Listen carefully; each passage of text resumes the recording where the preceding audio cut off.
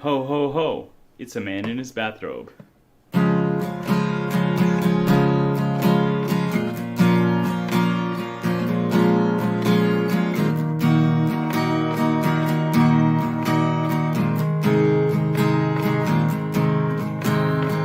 Last Christmas I gave you my heart, but the very next day you gave it away.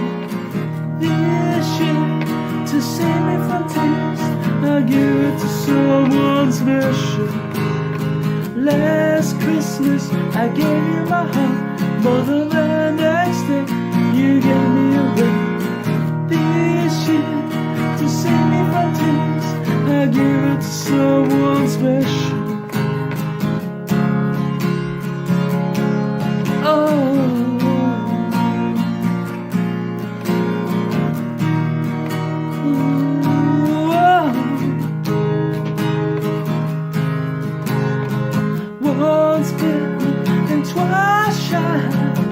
I keep my distance, but you still catch my eye. Tell me, baby, do you recognize me? Well, it's been a year, it doesn't surprise me.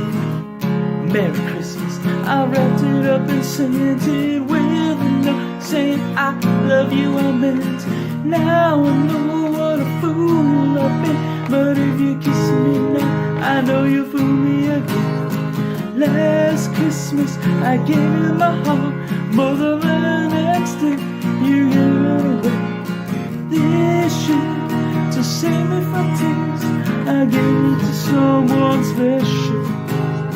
Last Christmas I gave you my heart, but the very next day you gave it away. This year, to save me from tears, I gave it to someone special. Oh,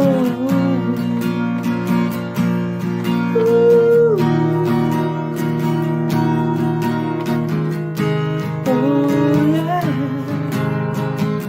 Crowded room, friends with tired eyes, hiding from you in your sore eyes. My God, I thought you were someone to rely on.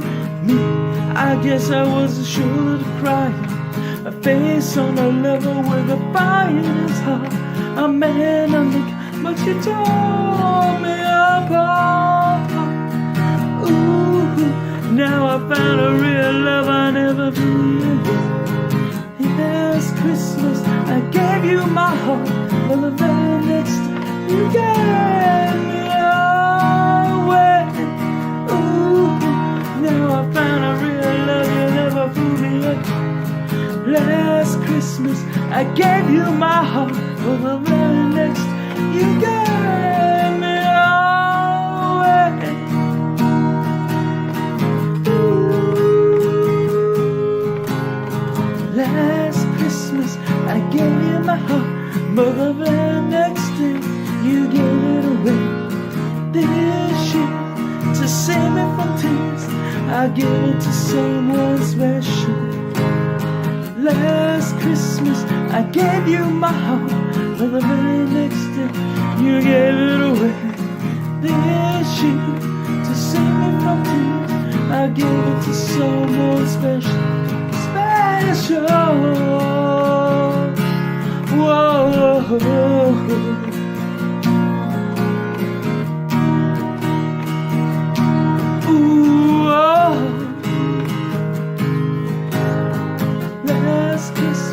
I gave you my heart, but the very next day you gave me away. Now I found a little love you never had. A face on a level with a fire in his heart. Man, that look up, but you told me apart. Ooh.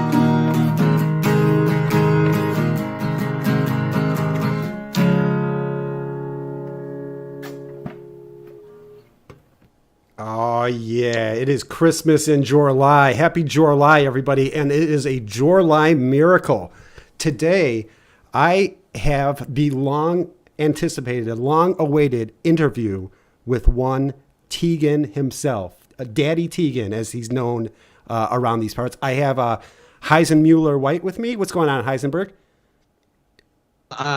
In the contest of who's more excited today, you or me, we're both winning. Yeah, I think. There's no way that anybody can trump me at this point, because I've been waiting for this ever since I heard the original that first phone call, and the man behind that phone call is with us, and it is Tegan. What's going on, Tegan? Hey, Clobber, thanks for having me. I appreciate you and Heisenberg making some time for me. Hey, man, it is really our pleasure. We have been a fan of yours since that phone call was put out. So, and we've been dying to talk to you. Oh, well, thank you. And I've been a fan as well. You know, as things progressed, I kind of started watching some of the content that yourself and even Heisenberg and so many of the other good creators in this community have managed to create off the great cringeworthy lol cow that we now know as Joran. Yes, we sure do. I'm going to say a quick hi to everybody in the chat, and we will just get right into our questions. So Game Mangoes is here. SJ Maple, Jason, God, Donde, Guru / Vexivan Vexington is in the house. Crime Watch Baby is here. We got, did I say Kelp Hill? Evil Little McNuggets is in the house. Tron.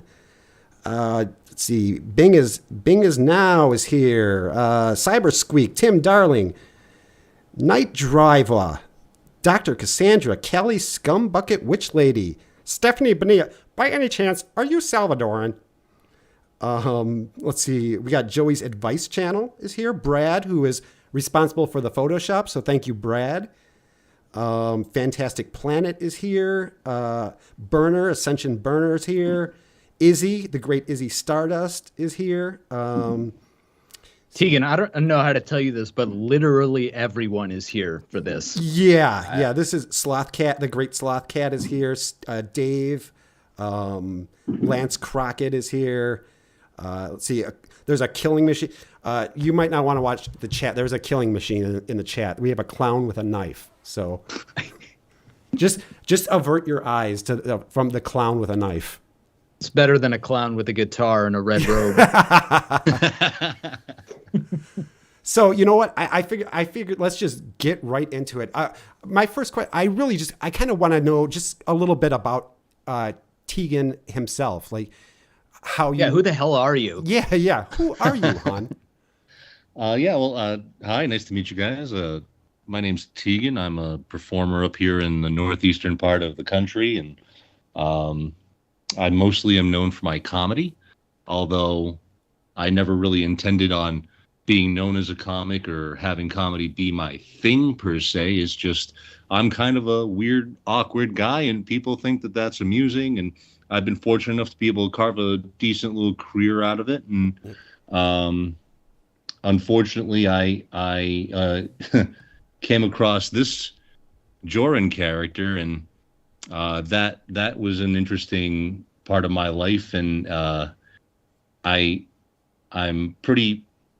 I'm still recovering from just knowing and trusting him. Yeah. However, prior to that, I was just a happy-go-lucky comedian known for trying to raise awareness on the concept of exploring psychedelics as potential therapies and potentially getting them in the hands of things like, scientists and researchers, so that maybe one day we could synthesize drugs for things like Alzheimer's and end of life and Parkinson's disease, et cetera, et cetera. So I always advocated for psychedelics as medicine in my act, in my bit.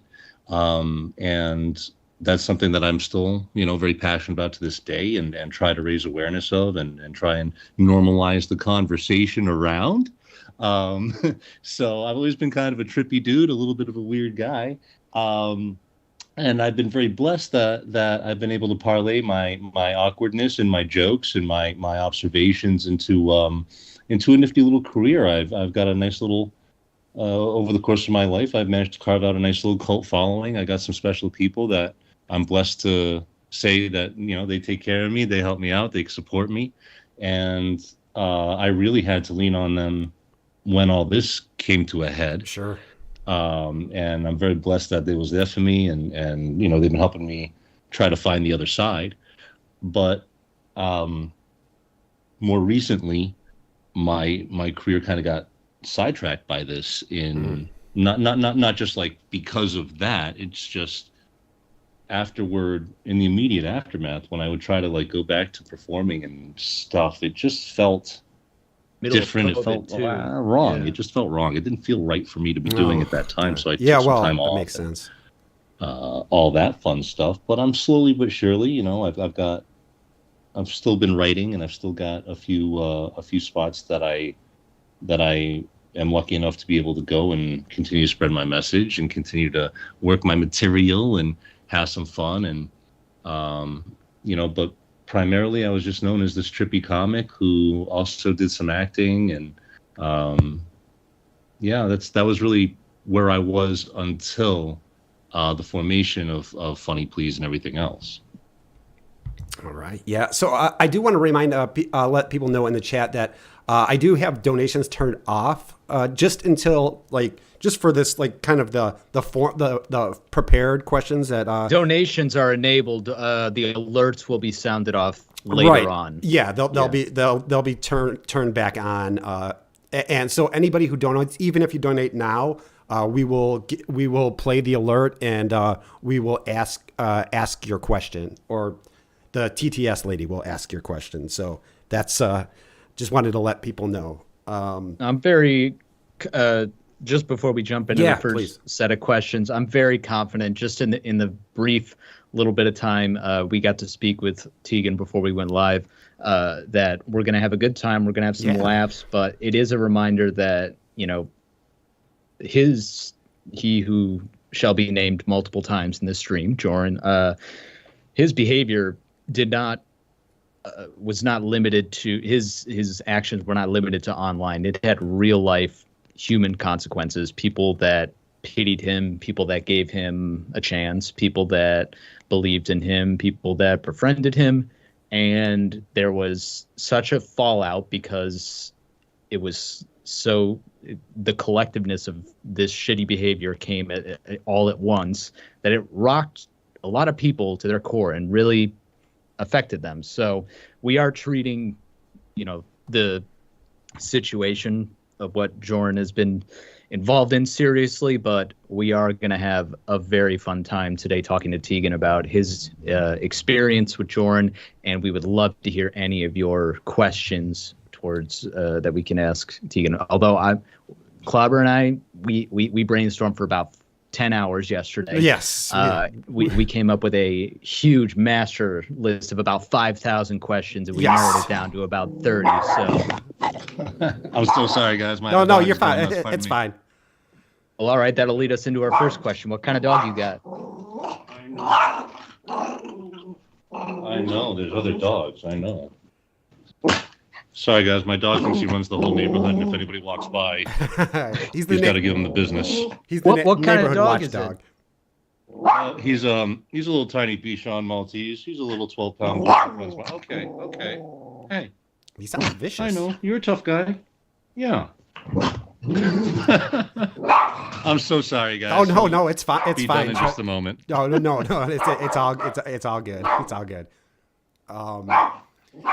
So it's already. This is one of the questions that we already had, but it's already kind of like blowing up in the chat. But you are kind of known as I don't know how you feel about this, but you are Daddy Tegan in the TCAP community. I'm so sorry, guys. Could you please repeat that? Oh, yeah. I was dealing with the pupper. I'm so sorry. Yes, Daddy. Yes, it's you are known as Daddy Tegan by the TCAP community.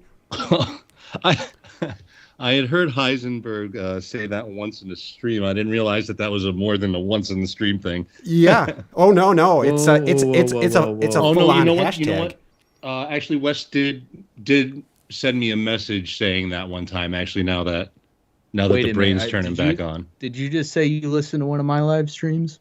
I did, Heisenberg. I did. So my first piece of advice would be to stop doing that. Unsubscribe immediately. Yes. Yeah. Savage. Yeah. Well, I'm honored. That's great. That's cool.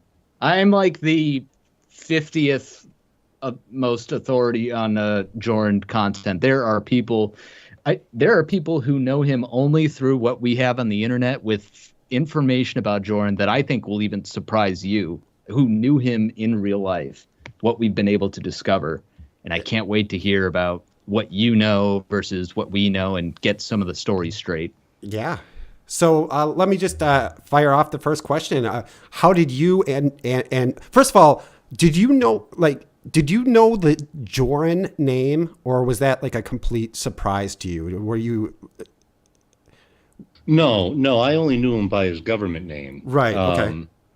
And apparently, I mean, he'd been using the Joran moniker for, a lot longer than I knew him. Yeah, 20 years. And yet, in the entire time that I worked with him, he never mentioned to me like, I got this alias I use, or I've written under a pen name or whatever. You know what I mean? And for such a artist eager to share his work, I'm kind of surprised he never let me know about that one. So wait, he didn't let you know that he put like your comedy troupe's sketches on YouTube?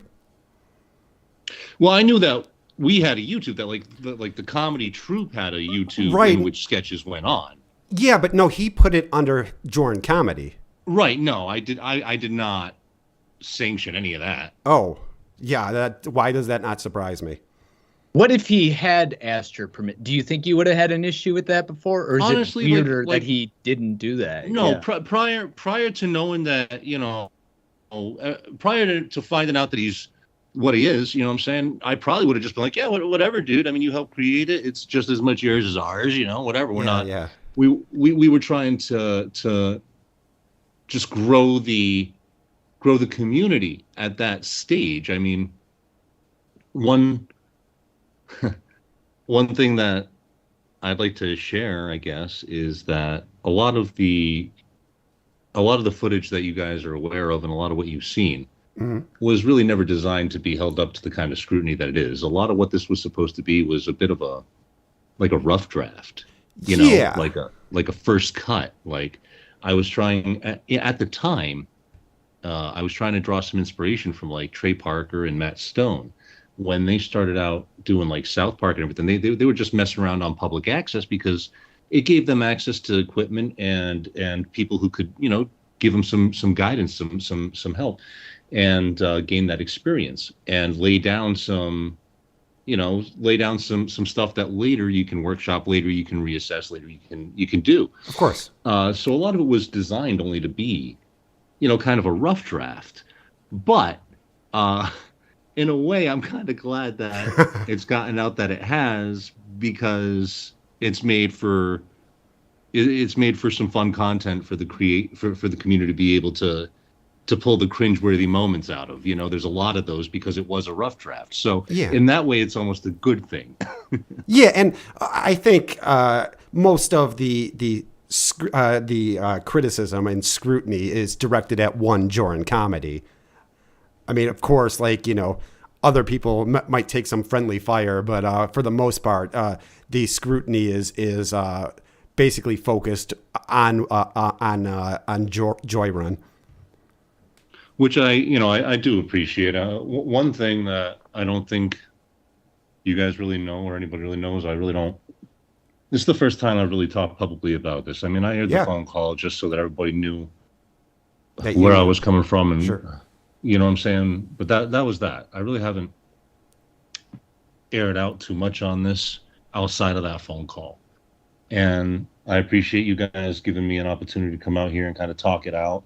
I hope you'll excuse me if I'm not always the most eloquent on this call, because it is a little bit traumatizing for me still to kind of relive all of that a bit. But I'll say you're doing great so far, because you haven't snorted into the microphone about 80 times already. So dude, he would do these like sharp nasal exhales mid-sentence for no reason. That was definitely one of the questions on the list. We'll get to that in more detail, but I want to know. Let's start at the beginning. Yeah. Let's start. How did you and Joran meet? Okay, yeah. So he's he's a bit older than I am, so it's not like I went to school with him or knew him like that or anything like that. And he's in a different state on top. So no shit. Yeah, I mean not that it's real far. Mass and Rhode Island border each other and everything like this, but nonetheless, I really wasn't a frequenter of Rhode Island, Yeah. So the only reason that we really come in contact with each other was I was. I used to live in New York. I spent 8 years of my life, performing and living out there, et cetera, et cetera. And while I was out there, I met a friend of mine who helped me found Funny Please eventually. But he ended up moving back up to Massachusetts right around the same time that I did. And we ended up working together off and on up here just a little bit. Like, oh snap, we're both stuck up here, you know what I'm saying? We're both back up this way. We're near enough each other. Let's put some shows together. Let's make some people laugh. Let's bring them, a little taste of what we learned while we were down there. And so we teamed up and we did some shows, and we had to grow a roster, you know what I'm saying? Like 2 comics carrying a whole show. That's a pretty heavy load for 2 guys, Yeah. And so if we're able to get a stable of guys, we can book more often, and if there's scheduling conflicts, we have other comics on the roster that we can plug in and play. And as we're starting to go through, that friend of mine had been running a show in Providence, and the name of the show was Rim Shot in the Dark. Oh, And I like it that. it was some kind of like late night, comedy-ish, open mic-ish thing.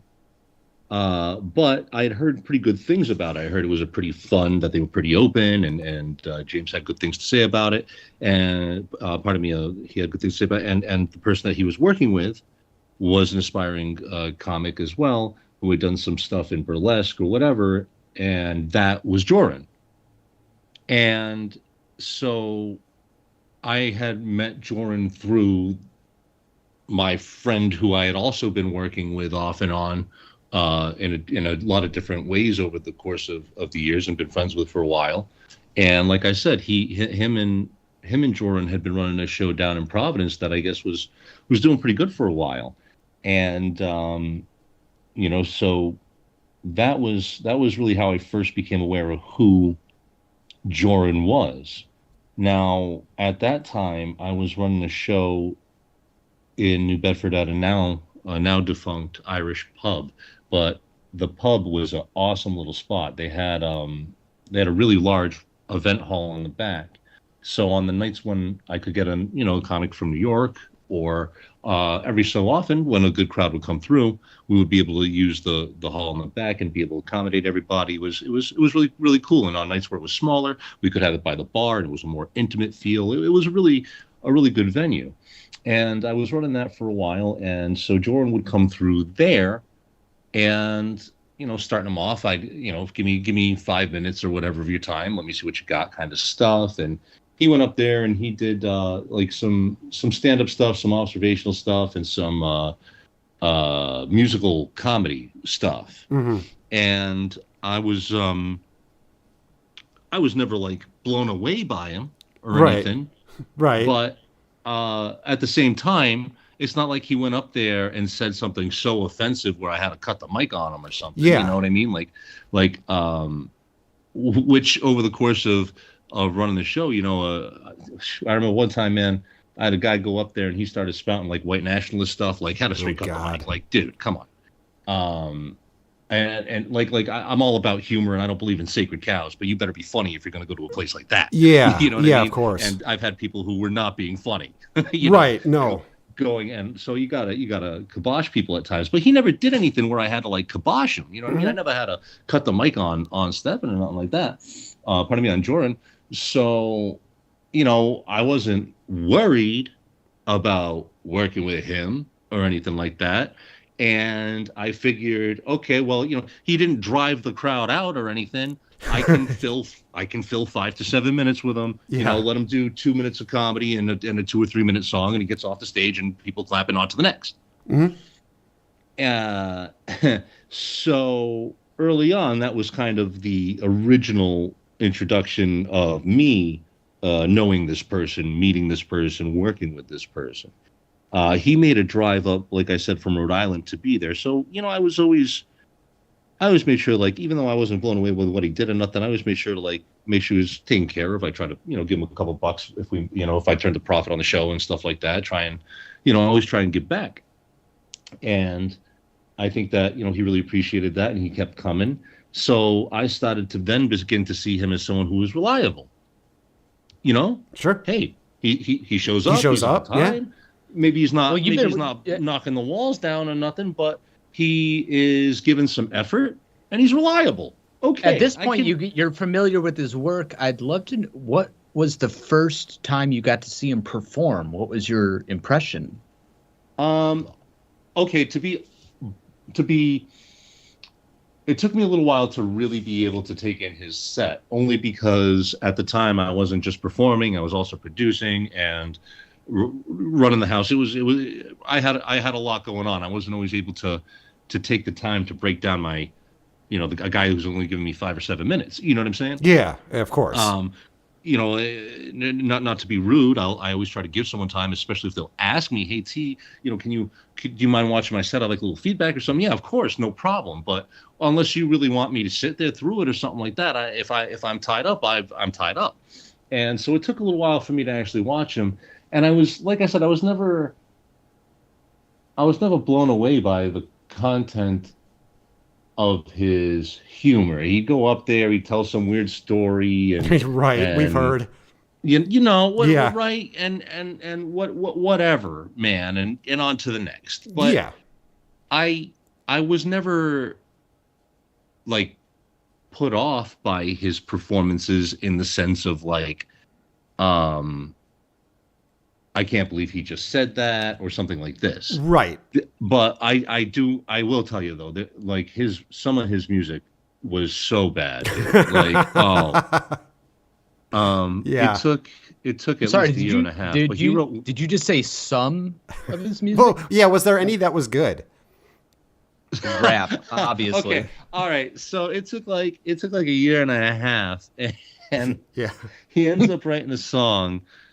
And the title of the song is "Big Heart, Bigger Breasts." Oh my God, that's an iconic one, Tigo. That's like the long lost song of Joran comedy. He put it on his channel once, and it's been lost forever. Oh, it's a shame that that's some lost media because it's. I mean, don't get me wrong, it's still Joran music, so it's still bad. But yeah, it's one where at least there's some kind of punchline or something. Right. There's at least some kind of something, which as you guys are familiar with his content, I mean, some of the stuff that he pitched would just be very difficult to execute. And yeah, there's Marvin, he does Marvin Gaye covers and stuff. Oh, I'm not even talking the music. So the music was getting so bad that I had to start trying to time it around an intermission so that while he's playing, people are getting drinks or something and not paying. That's what Steve said. Oh, dude, it was so rough. I didn't realize Steve said that. Yeah, that's true. We did our best to try to. Did he blink at that? Was he yeah, that's perfect time for me while everyone's getting up and using the bathroom? Great. Yeah. So I mean, I'd like to think that it's how I tried to present it as an opportunity because it's still an opportunity, man. Yeah, of course. So I still tried to present it to him as an opportunity. Now, yes, is it an opportunity while people are going to the bathroom? It is. But, if you play their favorite song and it's close enough to something that they can sing along to you with, they might hang around. Sure. You know what I'm saying? Yeah, and you got yourself an audience. Boom. So I think that's why he was so willing, was because I tried to present it as that type of opportunity. It is that kind of an opportunity. Of course it is. So I don't think that you can. I mean, I remember when I was a comic breaking in, I did an awful lot of sets where I'm the comic who's up there while the waitress is dropping the checks. Yeah. But you don't cry. You use it as an opportunity, and then hey, if I still can get your attention, even as you're trying to split your bill, if I can still get your attention, even though your bladder's screaming for mercy, then I really made a connection. Then I'm improving my art, and I think that one reason that we didn't see any growth from him is because of that inability to take that criticism.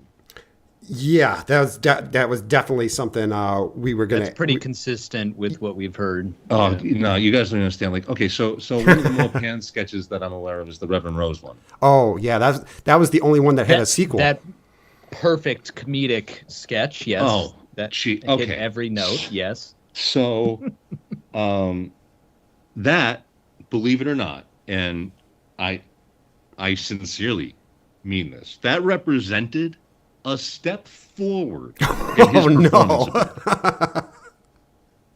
That was his nominated worthy performance, Yeah, that was. We often remark that he's sort of a first, draft kind of, one take guy. To think that he wrote a skit and put a costume on and got people to participate in it, that must have been his magnum opus. Oh, I don't mean to cut you off, Heisenberg, but nah. In fact, if anything, the one time he ever actually kind of listened to anybody else was for the filming of that sketch. We had another a very talented member of the troupe work with him extensively to deliver any kind of filmable performance. Oh my God! So what was the issue? Was it just the timing bad, or was he riffing on his own, or what? It's almost a funnier idea than it is an actual 3-minute long skit. Oh, absolutely, and that's okay. Hey, I mean, I'm culpable. Okay, I encouraged an awful lot of bad material to get made, and I'm sorry, not sorry about it. Yeah. Because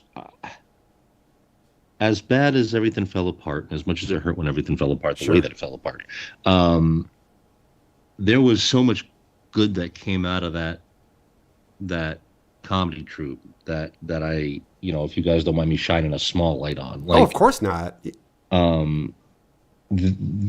That troupe was never made to be made of the most talented or the best looking or any of that. It was designed to be a pirate ship. Mm-hmm. And it became a purpose for a lot of the members of that troupe. And not even just the ones that you see that made that were on screen, not just the performers, but we have a support group, people that do, that keep us going, man. Jay was I had Jay. I think Jay did costumes. Right. Yeah. So right. I had her on. So she was invested in the troupe. Exactly. And it meant something to people. And I know for I certainly hope that they won't mind me saying, but I know at least two members that were able to use that as a coping mechanism, and in a small way. I'm not solely crediting the troupe for this, but it helped contribute in a small way, at least to their recovery from addiction. It's helped a lot of the members are people who are on the fringe of the more acceptable societies. And that's another overlap, I believe, between the troupe and this community, by the way. Yeah. And most certainly, yes. And because, these are fringe, we're accepting the fringe, someone can exploit that. And it's unfortunate that happened. The little bit of the fringe, there comes a little bit of the cringe. Oh, that's great. See, Heisenberg's the best in the business. That's great. We actually wanted to ask about that. the rest of the Funny Please cast members have any, we wanted to know, was this, the bombshell that just broke and ruined everybody's motivation, or did some people go on to achieve some level of success in this medium? Oh yeah, It sounds no, like no. they did. Yeah. I mean, It doesn't even have to be huge success. Well, it can't be any worse than. Yeah, it sounds like turned Joran out. was the only person who was wallowing in sub mediocrity. It sounds like everybody else is doing just fine. Well, one thing about a troupe, we were more. I mean, it was an amalgamation. It wasn't just. We weren't just a group of stand-up comics. We weren't just a group of sketch comics. We weren't just an improv troupe. We were all of that wrapped up into one giant mess. Yes. And we were fairly active on every single one of those fronts. Mm-hmm. And you asked about the fallout. Pardon me. My brain is all over the place here, guys. That's okay.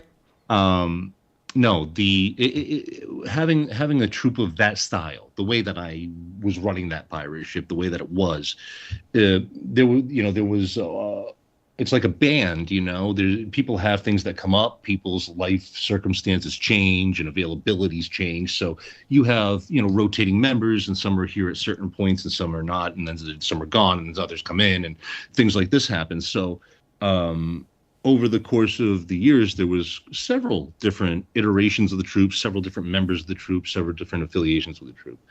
And amongst them, there is another troupe now.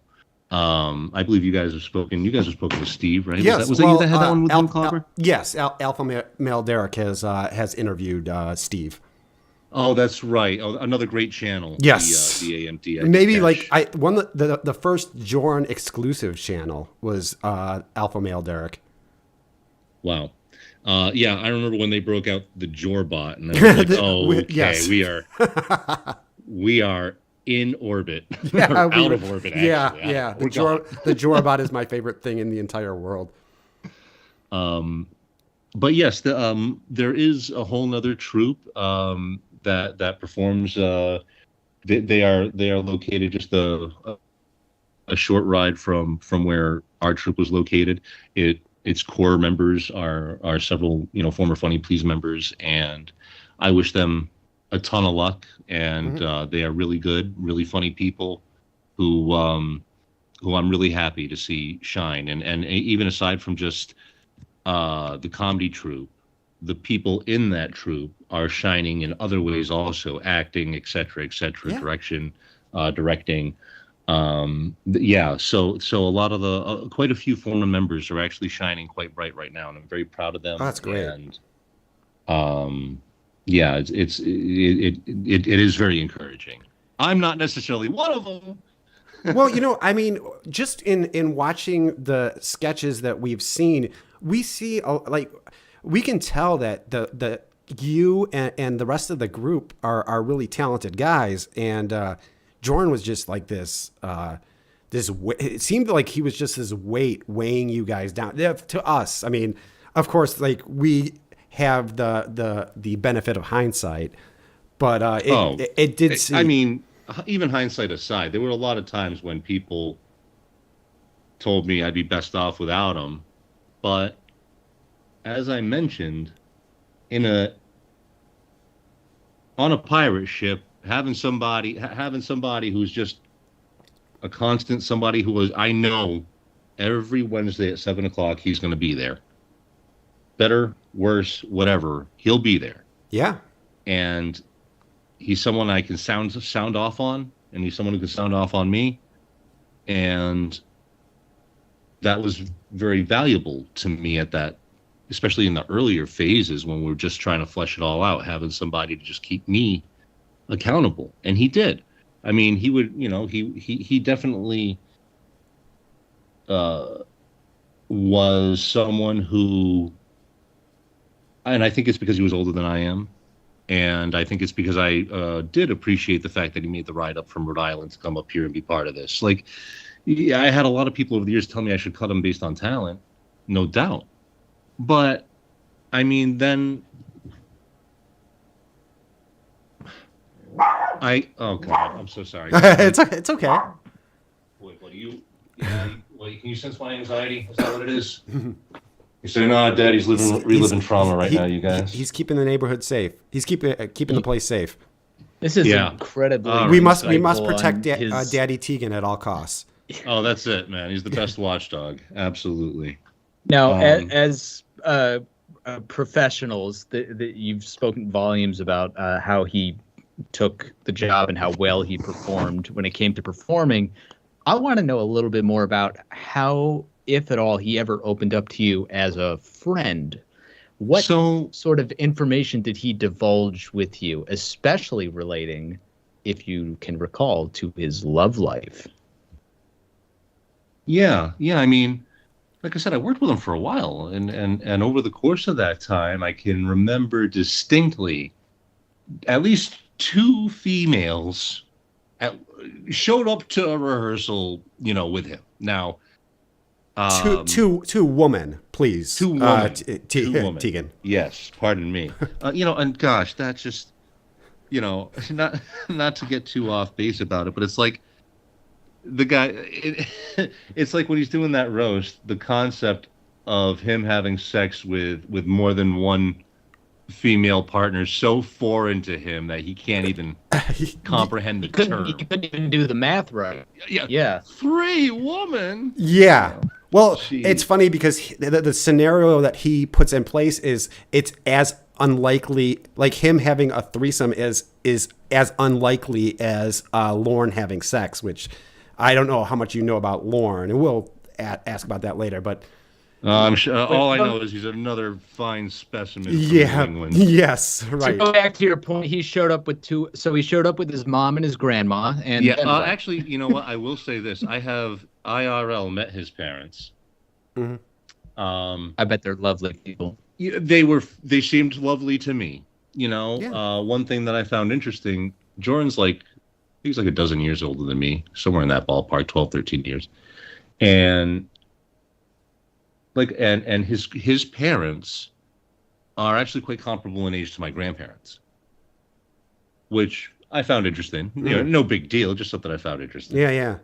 But you asked if he divulged more of his self to me, and you can't work with someone that long and not talk about some that's other than just shop once in a while, right? And I mean, one thing that he and I actually had in common, and I think it might be in hindsight, now that I'm a couple of years removed from the fallout, and now that I've been able to reflect and think a little bit, I think something that allowed me to be so blind is the fact that he was raised as a witness, and he left the faith. Yeah. And I also, in my youth, was raised a witness and left the faith. And but I'm going to guess you didn't join the Church of Satan.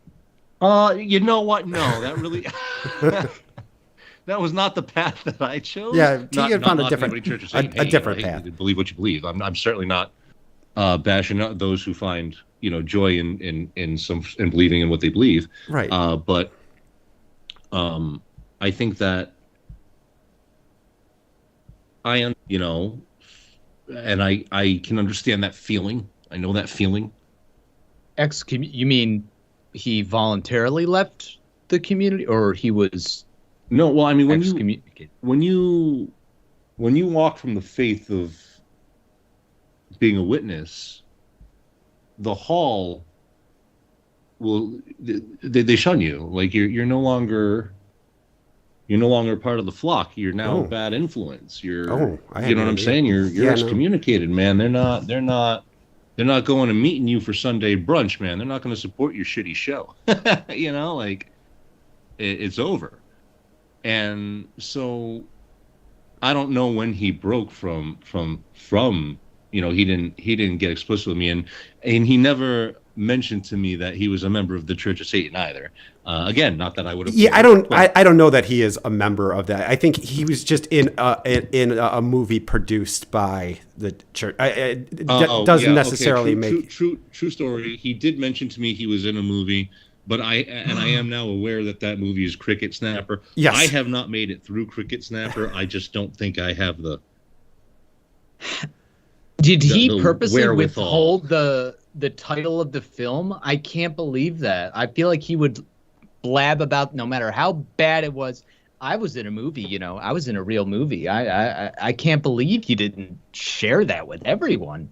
I think he knew. I think that. I mean, okay, like self-assessment and honesty time. Like, you know, it's funny. Joran talked about holding the mirror up to yourself. Yes, he sure did. And not liking what he sees. But if you look, you know, but the funny thing is that's kind of what ended up happening to me as a result of all this. Is I had the mirror held up to me. Like, there was a lot of like crazy fallout after all this. Like, oh yeah. So I had one of the questions earlier. I'm sorry, my brain doing like. Oh no, you're fine. This is great. One of the questions was like, did I have to like talk to him? Did I tell other people about him? Did I did. So I you know, I had to tell people that I worked with like about this situation. I had to let them know that Joran, that this guy who I worked with for years, who I brought around, you know, everywhere I performed, you know, was a creep. And like there was some fallout from that. When this started getting red hot, somebody made a fake profile and wrote to people I had worked for, like producers of some of my shows over the years, and accusing me of being some kind of predator. I'm so sorry, man. And no, thank goodness, you know, thank good. I mean, the reason I know this is because the people that I work, those people know me, you know, they know my story, they know what I'm about, you know. So, you know, it was brought to my attention, you know, they laughed it off. They says, don't worry, you know, and sure enough, you know, I did make one post where I was like, listen, you know, I understand that because all this went down, like people are going to want to look into my past. And I'll be the first to admit, like, I got my own checkered past. And, you know what I'm saying? I've let some people down in my life. I've hurt people in my life, and you know those are my crosses to bear in that regard. And you know I've done my best to try not repeat mistakes of my past and be a better person and all those types of fun tropes. But I don't have anything in my past that's that kind of sordid, you know. Right. And you know I've had some toxic relationships, and you know I've flushed a marriage down the drain and stuff like that. Yeah, okay, but nothing like what these accusations and stuff were, you know. So but luckily that blew over pretty quick because you know I think most people know me well enough, thank goodness. But yeah, that was still a challenge for me to have to like have these types of conversations with people. Oh my god, yeah.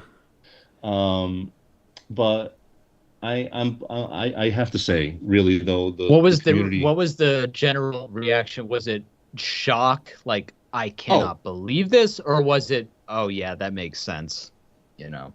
I think it was first the shock and then the oh yeah, that makes sense. Yeah, that's kind of how it was we first were. The shock and then oh yeah, and I mean the shock was really just wow, because it wasn't just the fact that like we, you know, it was it's the fact that you know that he's a predator coming to light, and it's also the fashion in which, I mean, not only is what he was doing wrong, disgusting, and you know terrible, but it's like after everything, he somehow like did everything the worst way you ever possibly could. He absolutely did, yeah. You know, instead of just fucking off and like, you know, oh, yeah. I'm sorry. No. That's trust me. That's that kind of talk is welcome here.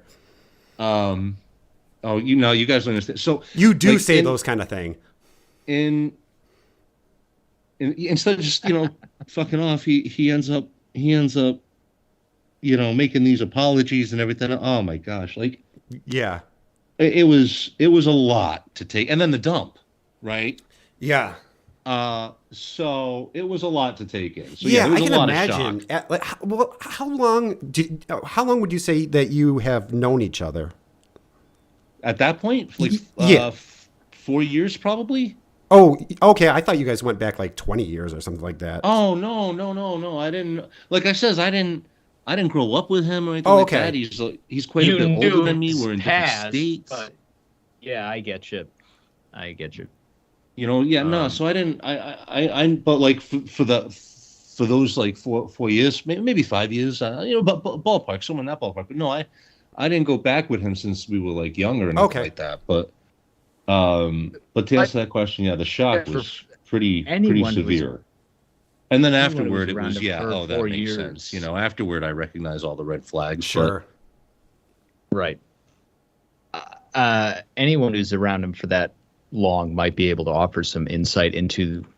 There are two debates amongst the people that theorize that take the evidence given to them from what Joran has put out there and have surmised have made some assumptions. One of which is that there's no way a man who snorts and sniffs that constantly doesn't do some type of drug. Nah, bro, I can squash that one. Let me tell you for an absolute 100% fact that dude is way too cheap to do drugs. But what about like maybe something like huffing paint or Nah, bro, compressed I'm telling air. You, whippets. He ain't even cool enough to huff glue in the corner with the cool kids. Nah, Okay, dude. all right. So hashtag Joran does coke. It has been disproven. That is exactly my theory to that thing. I was like, there's no way he would ever be able to fucking afford any of that shit.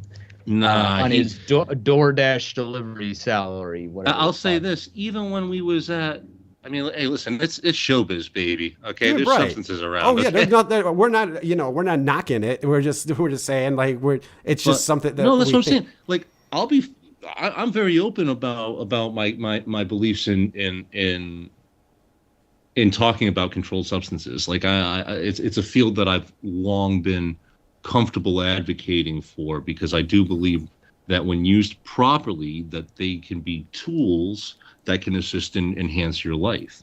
And so I've always been like an advocate for using substances as the tools that they're intended to be. Of course. And as a result, I've always been exposed to, I don't know, I got a vibe. People like doing drugs with me.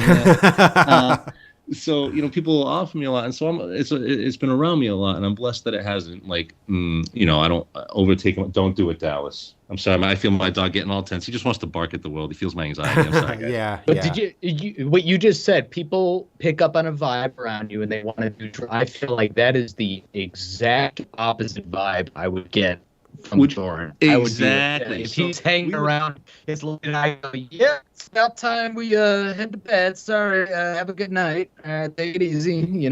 So we'll like see you I around. always like to have fun, man, and like I always, especially when I was single and things like this, I go out to parties and stuff, and like some of the troupe, we partied together, we had some fun, and there were times where Joran would come like almost on like the obligatory like party that he knows like everybody gonna be there at. See, go, but we'd be at these bangers sometimes, and he'd be there, and people be pretty open about substances and stuff, and he wouldn't touch nothing.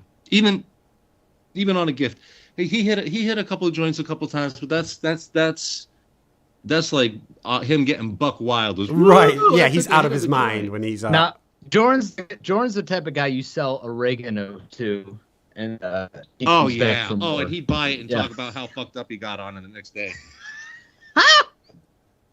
Wait, that's great. You pinned that so perfectly. And now, hey, Heisenberg, keep going. I don't know if you hear it, Tegan, but Heisenberg's mic is kind of going crazy.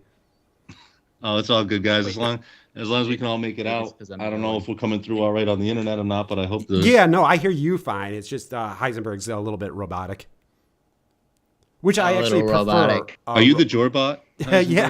Did the Jorbot just take over Heisenberg White? I hope I'm not too okay. far. I just wanted to. You're good now. Okay, I'm good now. All right. I wanted to ask, there's another debate. In your opinion or to your actual knowledge, is Joran Comedy a virgin? I don't think that he is. I do think that he's probably gotten one or two girls to make a mistake with him. Yeah, yeah. But I there was once in the whole time I known him, one time I ever heard him tell me with a straight face that he thought of himself as an alpha. And I was drinking a beer and I almost drowned, bro. Like trying not to just. I love the idea of him like pulling you in to be like, hey man, I gotta be straight with you. I gotta come out and tell you something. You go, all right, what do you gotta tell me? Dude, I'm an alpha male. Yeah. I'm an alpha male. Yeah. Okay. So, so is that how it came out, Tegan? Was he like, Tegan? There's been something I've been meaning to tell you. I am the quintessential alpha. I mean, like after a rehearsal, we were, just hanging out and having a couple drinks or whatever, and I don't know. We would probably talk about like women or whatever, right? Like just woman, two guys please. at the bar talking about their girl problems or whatever the hell it is, I guess. And I think he was lamenting, not getting some chick or whatever, and I was in. And I remember being like, oh, well, what did you think it was? Whatever. I remember just saying, well, I very much think of myself as an alpha male, and I think that it's a little much for some of these women or something. That's it, Joran. Oh, that makes so much. He's so much of an alpha that it turns off women. Oh, what a curse! It's a blessing and a curse. I mean, in that moment, I was dying inside. Like it was hilarious. Yeah, you couldn't even pretend to keep a straight face. Like you broke. I gagged on my beer. I literally was like drowning. My beer. You could have said, "What'd you say?" And he would have went, "No, nothing. Never mind." Oh yeah, I was like, "Oh no, just wrong pipe." So have you ever seen him with any woman, or like are you from like has he brought any woman like a girlfriend around or so, has he had sex in front of your very eyes? Yeah, that was I was escalating to that. The dump was more of his team than I ever needed to see. We're sorry about that. But no, I never knew him to like have a girl real steady. But I do know he was like I said, he brought a couple girls over the years to rehearsal. Because rehearsals were usually a pretty casual experience. I was. Some people hate having open rehearsal. I like having an open rehearsal because, especially in comedy, it gives you honest feedback. Sure. Lets you know if you're working on something that if there's meat on the bone or not, because people will be, more honest in an unguarded situation like that. Mm-hmm. So I always encourage people, bring a girl, bring a friend, bring a date, bring, whatever, they can hang out and tell us how we're doing. Maybe we'll make them laugh, whatever. And so he did end up over the years bringing a couple girls, and one was really sweet. One I remember, she was really like really, really nice, like really nice. And I remember even thinking to myself, like, wow, good for you, Joran. Awesome, proud of you, buddy. Yeah. Were you kind of like, how did you pull that? Like a real sweet person, like a genuine person, and I'll stand by that assessment to this day. I'm sure she is. She for a while was on social media with me, as friends or whatever. So I got to vicariously see that person's life a little bit of what they, are putting out. So person's really cool. So that was surprising. But there was another one that was like a bit of a mess. And I think that she was struggling with transitional homing. And I think she was ultimately probably just using him for a place to crash. Oh my God. Was her name Muse? Oh no. Yeah. She might have been known as Luminetti doll or recovering doll at the time.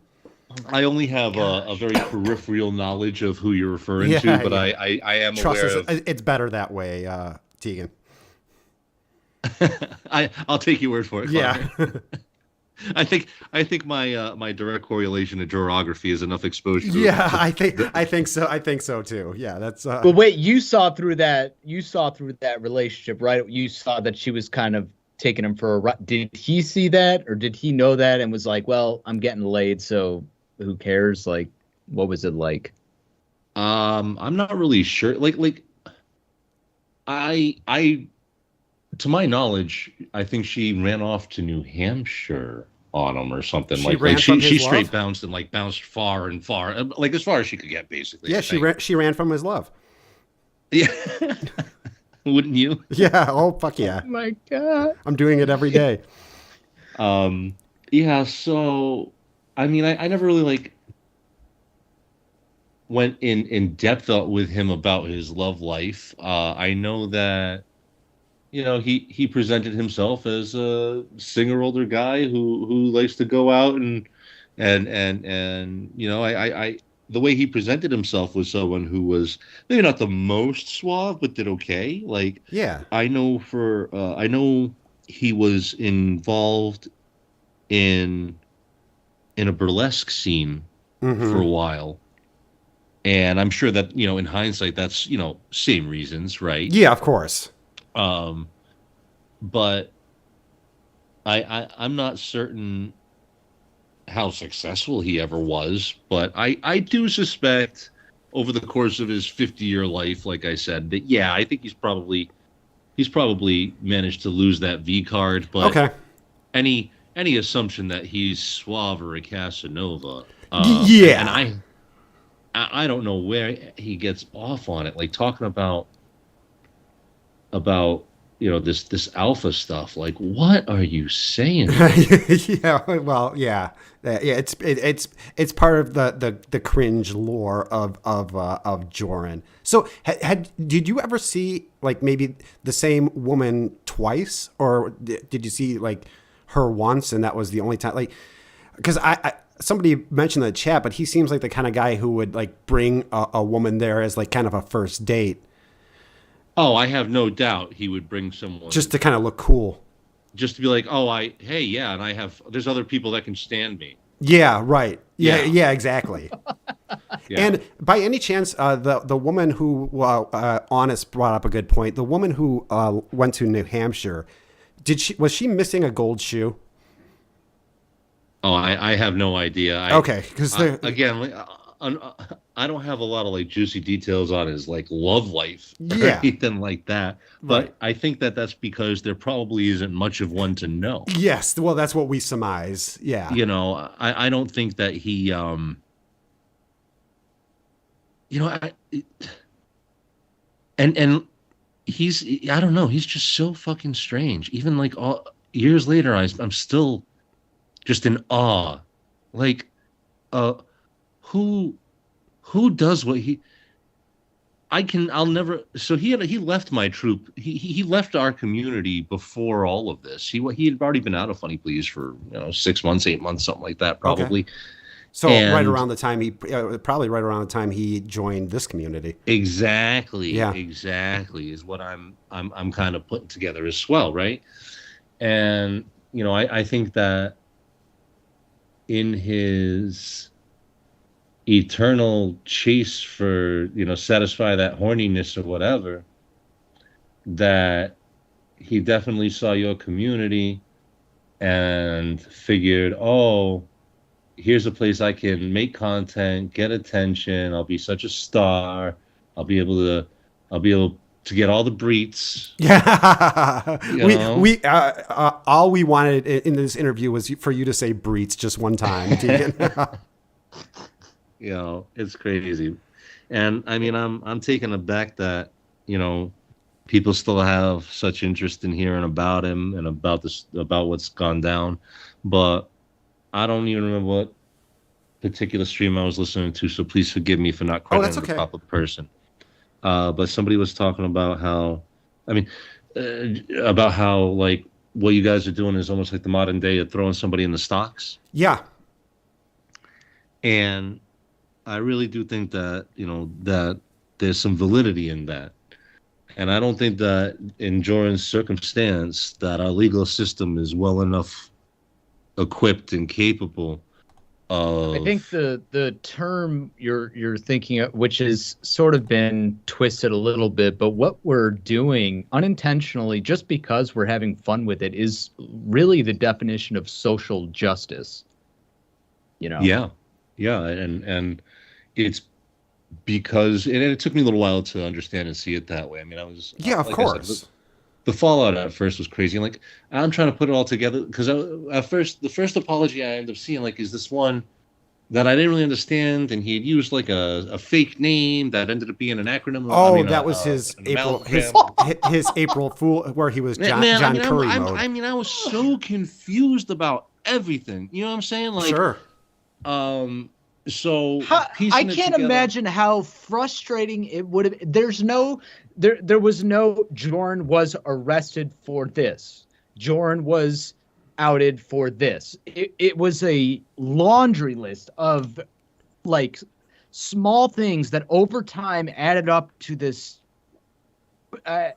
unrecognizable monster that apparently was just yahan in front of us all the whole time. Yeah, and behind the scenes was. Bro, why did you have to go there? Well, we were gonna ask Tegan, do you have? Can you give us a Joran impression and a can you yaha for us? I'll give it a go for you. Okay, thank you. Yeah. No, that's terrible. That was great. No, he's like yeah, kind of shit. That's like, I don't know, it's perfect. terrible. Yeah. I think you're about to replace Joey in the Kelp. Have you seen the Kelp Hill chat logs yet?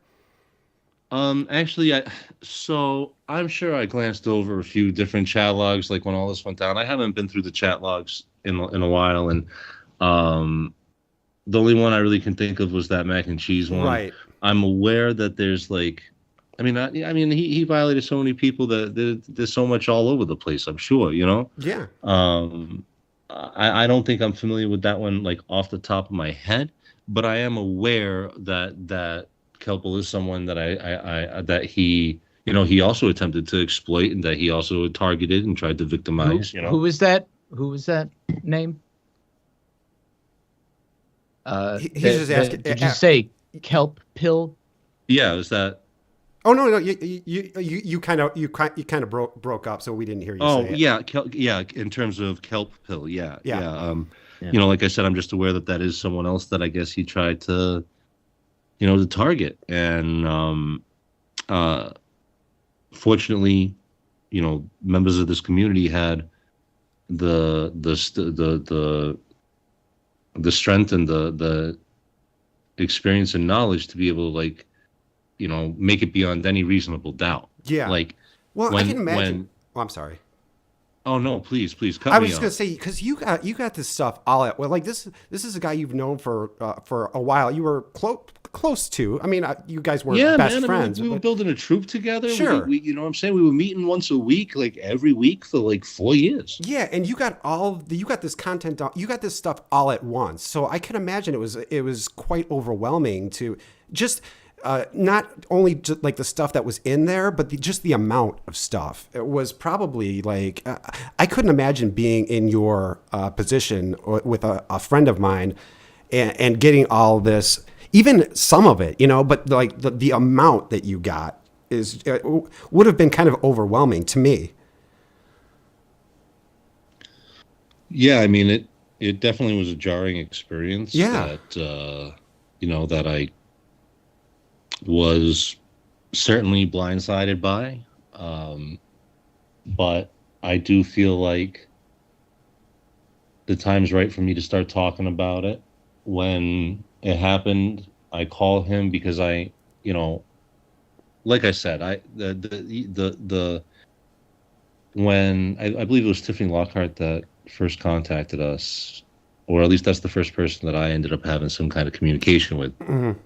And then starts following up with all the receipts and all the evidence. I mean, it was pretty jarring. It really of course. was something that threw me for a loop. But I still kind of had to hear it. Like I had to hear it from the horse's mouth. My next question, real easy, straight up. I want to know, after that phone call, did he ever attempt to contact you ever again?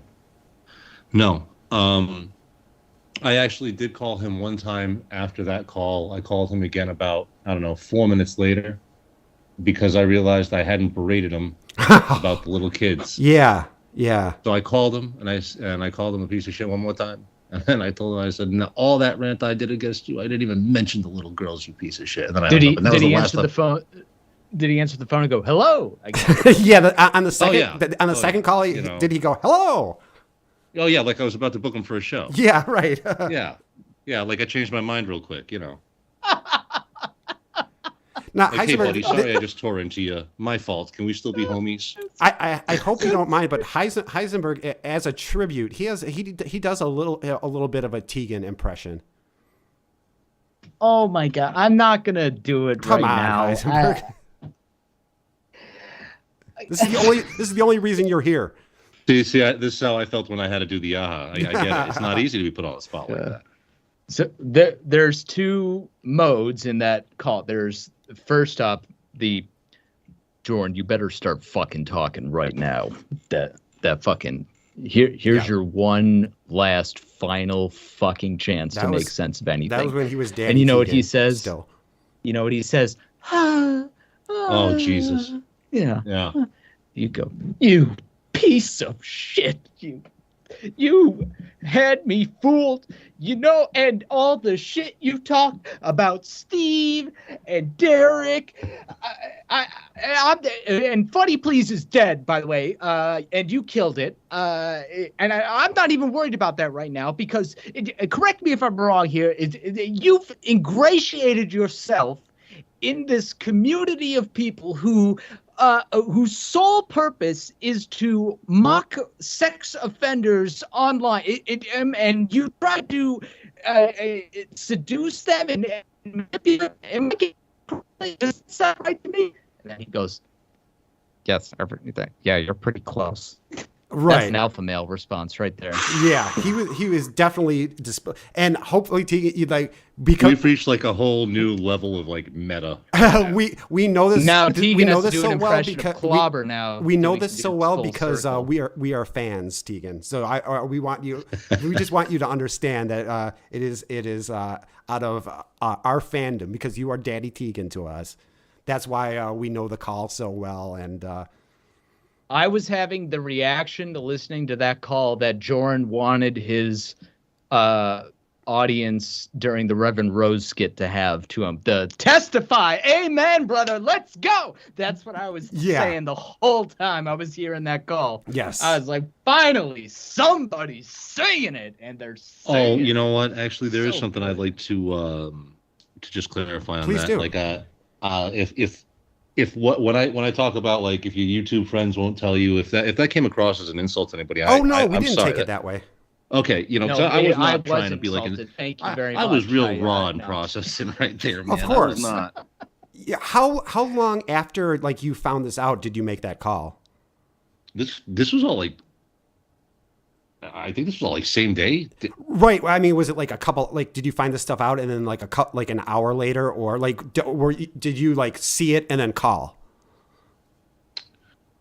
Like, were you stewing on this for a while and then you take like time to process or verify? Like, you're like, is this real? Like, okay, so you didn't start the call right away by accusing. You said, let's hear what you have to say. You better start talking for yourself. Yeah, and he said he fucked up and he knew it.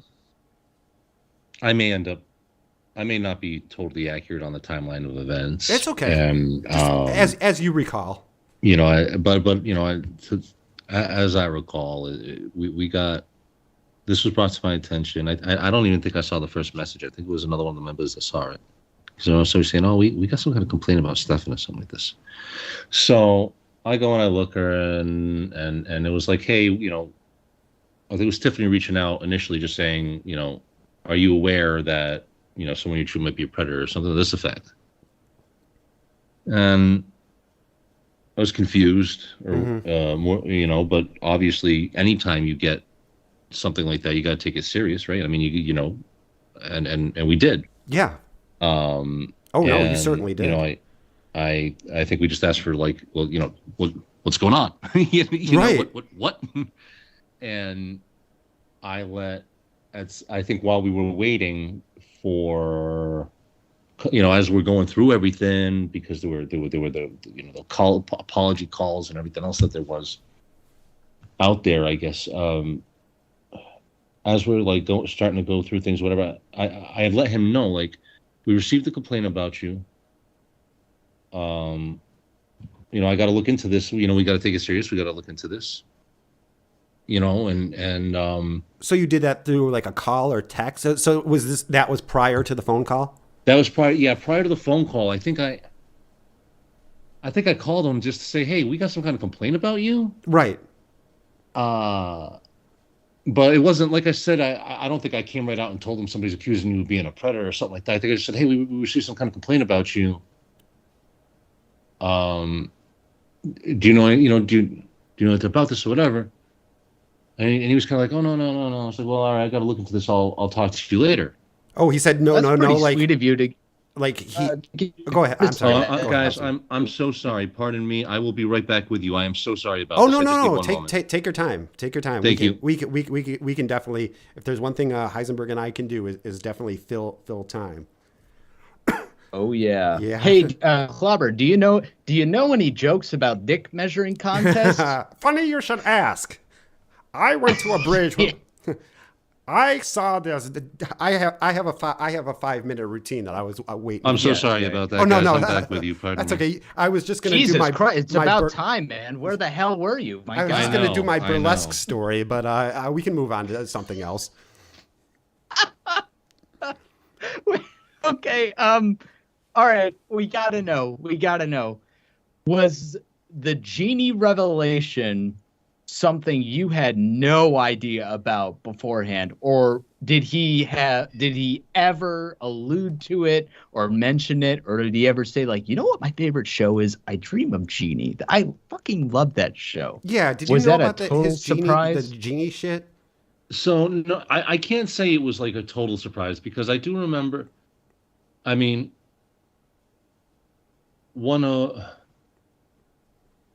I do remember one time,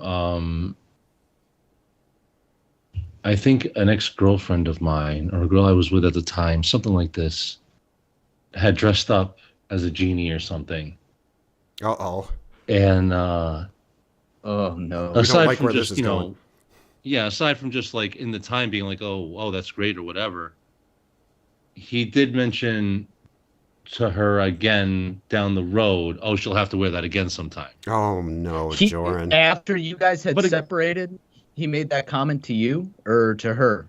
Oh no, to her. And I don't think that she and I had separated at that point.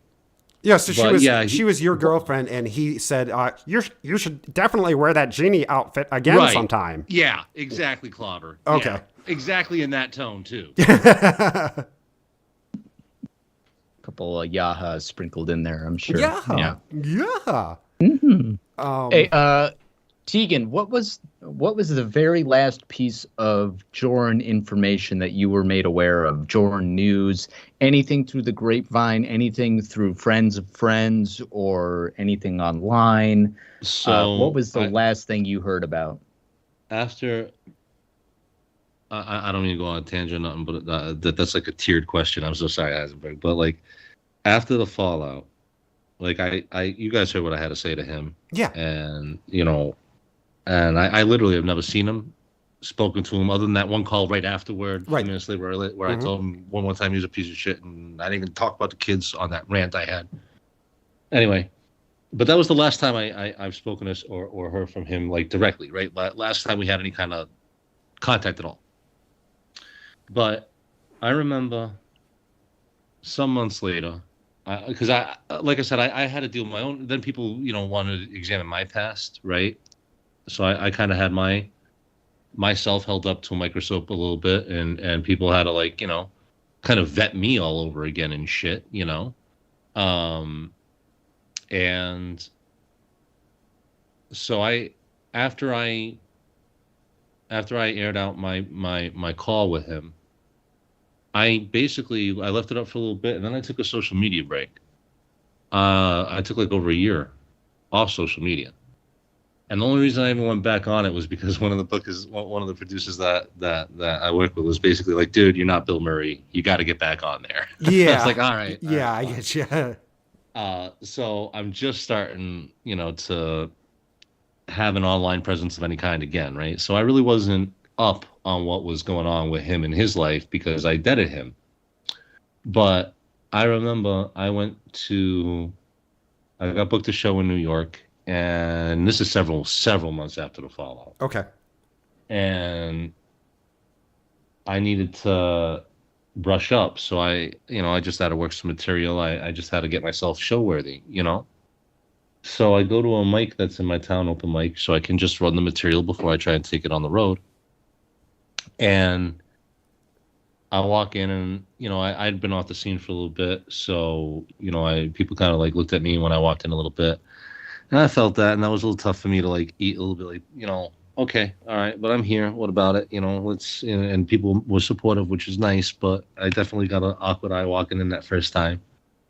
But one of the hosts, actually, the guy that runs the show, came up to me after everything, after the end of the mic, because we were just hanging out talking. And he goes, "Can you believe that son of a bitch is still on Facebook and still puts out music like nothing ever happened?" Oh. And I didn't know that, you know what I'm saying? Like, Yeah, no, because you weren't on social media. Right, you know what I'm saying? And I scrubbed most of there wasn't a bunch of my stuff up there, actually. For kind of ironic for like a comic and like a performer, there's actually not a ton of my stuff around there, you know what I mean? Mm-hmm. But there's even less after all that, because I just started pulling shit. Like I had to check out for a little bit just for my own mental health, and I had to reassess. And I mean, that's still a process that I'm continuing to work on, to be honest with you. I still haven't taken on like a group project like that. Yeah, I still haven't had that in me to try again. And is it because you're worried there's another Joran lurking around, or is it just because you haven't gotten over Joran? See, to me, I'd be like, well, there's no way it could ever be any worse. Than Joran. And I certainly had Yeah. that thought process cross my mind. It's why I did get back into performing again at all. Like I said, the first couple times I went to try and come back a little bit at things, it felt wrong. I didn't have my usual gusto, and my the joy kind of got sucked out a little bit as a result of all this. Left a real bad taste at first. Huh? You're an exotic male dancer. Is that how you perform? Until I blew out the knee. I couldn't make the tassel spin the same after that. Yeah, same. I feel you on that. I want to throw a shout out. Wes is in the chat. Wes actually kind of made this whole interview possible. So I know you've been talking to Wes a little bit, and he's kind of been, working on you a little bit to get you to come on with us, because this was like our dream interview. Well, like you're our literal dream daddy. Yes. I was like, I guess part of me, especially, I was kind of figuring eventually, people lose interest. But when it's clear that that's not the case, and when I really came to understand why that's not the case, I can start it's only going to get funnier the longer. Yeah, it's only funnier the longer it goes on for, which is ironically one of the comedic beliefs that Joran preached a lot, yet never had any understanding of. He would always say, "Never drop the bit. Never." It's funny to drive a joke into the ground. It's so hard that it's all funny all over again because you're doing it so much. That never really worked for him, but boy, does it really work in this community. I'll tell you that. Oh no, like as Funny Please kept morphing, I was able to find the most useful role for him that would still get him, the attention that he craved, was by sticking him in like line games for improv, because it's an opportunity for, the entire cast to kind of be interactive and up there, and so his contributions can kind of be masked. Yeah. But yeah, it was. I feel real stupid for trusting him as much as I did. I definitely listened to him We all did. over. I'm sorry. I'm saying like we all, well, a lot of us, like we, did his sketches and, we promoted his channel. So, I mean, it's not like you are alone in that. Like, I think it says more about you as a person to give somebody who is not super talented and to give somebody like that a shot and to give him a platform and all that. Why do you think I'm on this call right now? Right. That's what clobbers. Yeah. Yeah. Tegan, are you familiar with an organization, Comedy Sports? No, I don't believe I am. Improv comedy group, competitive. There's locations all around the world, actually. It was something I took classes in and trained with as well. So I've actually done a little bit of improv performance. I performed in front of some live audiences, and there are a clear distinction between people who take improv classes because they already have an idea of what's funny, but they really want to hone in on their skills. And there's a group of people who take improv classes because they genuinely do not know how to be funny and are there to learn to be funny. And what is rule number one of improv? I bet you know. Yes, and is pretty much. Yes, and. Pretty much what I've gotten out of improv is a lot of the yes and. I mean, you're always trying to build that world, and if someone else is initiating something that's really absurd, really ridiculous, you want to accept it as a total fact, and then Absolutely. Throw it back at them with a twist. And in those environments, he really struggled.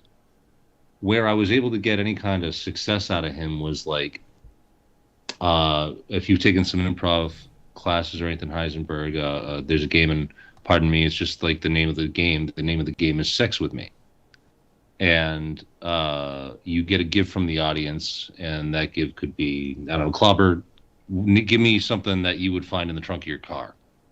Dead hooker. Okay, too Oh easy. wait! You mean like something that is totally not in my car? Spare tire. Spare tire. There you go. Sex with me is like a spare tire. I only get used when someone else is blown out. Hey-o. Whatever. Hey. Right. Okay. Whatever. It's a terrible joke, but it's right on the spot. But that's how that game works, right? That was just to show how it works. And that was one where I would occasionally be able to get a little of the juice out of them. So I would throw them into you like shouldn't that have said one. no to the first suggestion because Sex With Me is like a dead hooker. Yeah, but that was way too easy. That's just a fact, right? Yeah, that's just a fact. It's not even a joke. It's just Sex With Me is like a dead hooker, period. Just lay there. Oh God! All right, Clobber. What do you?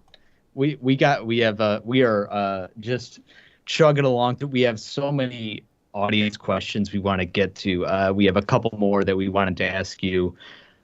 Clobber, which one of these questions do we need to hit on next? In this like column. Yeah.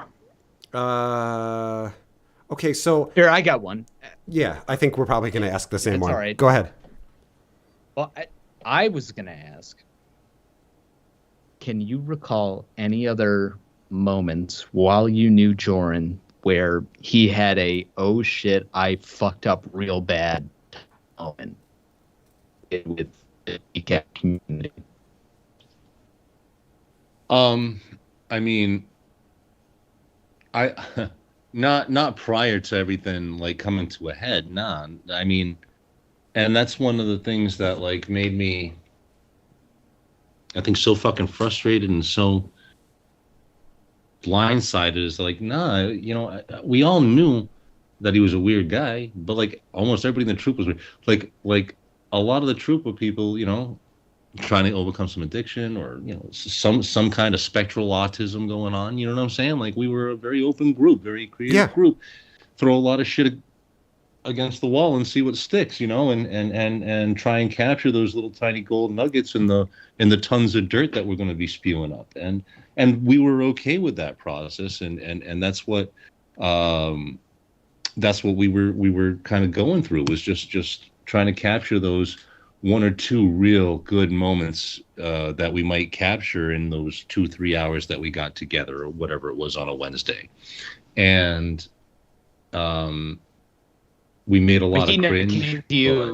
Never came to you and said, like, I fucking, I got pulled over for drunk driving, or I got stopped behind on my bills. I got stopped by the police for staring into a window in a red leather jacket. Oh my God! So that was, I guess that was after all this fallout, right? Yeah. Well, yeah, it was. Yeah, like, it was. Man, I don't. I always thought of him as kind of like just a lame older dude, man, just trying to keep his dreams alive a little bit by playing a song now and then, telling a joke here and an applause once in a while, and that gets him through his life. Like, okay, but I never. He would tell us stories about, I knew he was a massage therapist, for example, Mm-hmm. And he would talk about, his job there. Oh, I had a busy day today, or I had a lot of clients today, whatever, something like this, maybe now and then. But like, I had to pet this lady's head. Right. Like, that never somehow made it into the conversation. No, never. I got written up for petting a woman's head. Right. No, he didn't. He conveniently left that out. Yeah, I'd love for him to brag about that one day, and the next day come in after he's been reprimanded to be like, I don't want to talk about it. Tegan, as an alpha, I've petted a head or two. Jeez. It's just what alphas do, Tegan. Yeah, I had a little massage oil in my hand and got it in her hair. What's the big deal? Like, this is the thing about Joran that I find just so, like, when you look at it through like a microscope, you just see this one weird kind of awkward thing. And then but the more that you zoom out and like the longer view you take in time and in subject matter and in lifestyle, all of a sudden it becomes like this mural of creepy weird dude. Yeah. And I didn't have a full view of that mural at that time because I was seeing the smaller weird stuff once in a week or whatever, Sure. Where we have a space where it's okay to be weird. So like it would get overlooked, Yeah, that makes sense. I mean, that's kind of why I think maybe why he was attracted to the TCAP community, because it's a very niche, a very kind of dark humor kind of. We're making fun of right. Just pedophiles. Another place where you can talk about having a big penis or something, and people. Yeah. Right. Yeah. Do you recall any sketches that Joran wrote that first of all, were there any, did he try to work in any Genie material into Funny Please? I mean, I think he tried pitching a sketch one time that had a Genie, but we never filmed anything, Genie related that I recall. Right. And and it's nothing Did that he like pitch pushed. it and say, I have a script already ready to go? Oh, he said that a lot. Yeah. But he said that a lot, and we humored him a lot. Like, he wrote the "I'm Better" sketch where myself and another and the member lead role goes to yes, my favorite. Oh, because you're in it. First off, but thank you. I mean, but how do you make that entertaining? I mean, the only thing I could think of was we got to throw him around like a goddamn rag doll. You guys really did. That's like the one I mean? thing that I love about the video. Yes, exactly. You're just trying to squeeze some kind of comedy out of it, and that's what it's about, right? And sometimes by doing these things, I've always been the type of I don't need a golden script. I'll try and find the beats. I'll try and find the moments the best I can. Right? That's part of being the performer, and that's part of being the director and like fleshing out as best you can. But it was definitely a challenge to try and flip some of his material into something that was airable. So it wasn't all like it wasn't all Genie centered. Like there wasn't like a Genie through like that kept coming up in all of his sketches. No, So no, you- nothing. like Like this- I said, he did make that Larry comment Yeah. that time to that girl I was dating, but like it was nothing. It was more like surface level stuff. It Sure, was of nothing course. that made me go, "Oh, that's insidious." One thing that I did find creepy. So I did get to go to that barren apartment. In fact, I've been by that barren apartment twice in my life, Okay. and God. I did see them genie lamps. Oh yeah, I'm sure did see did he flex them?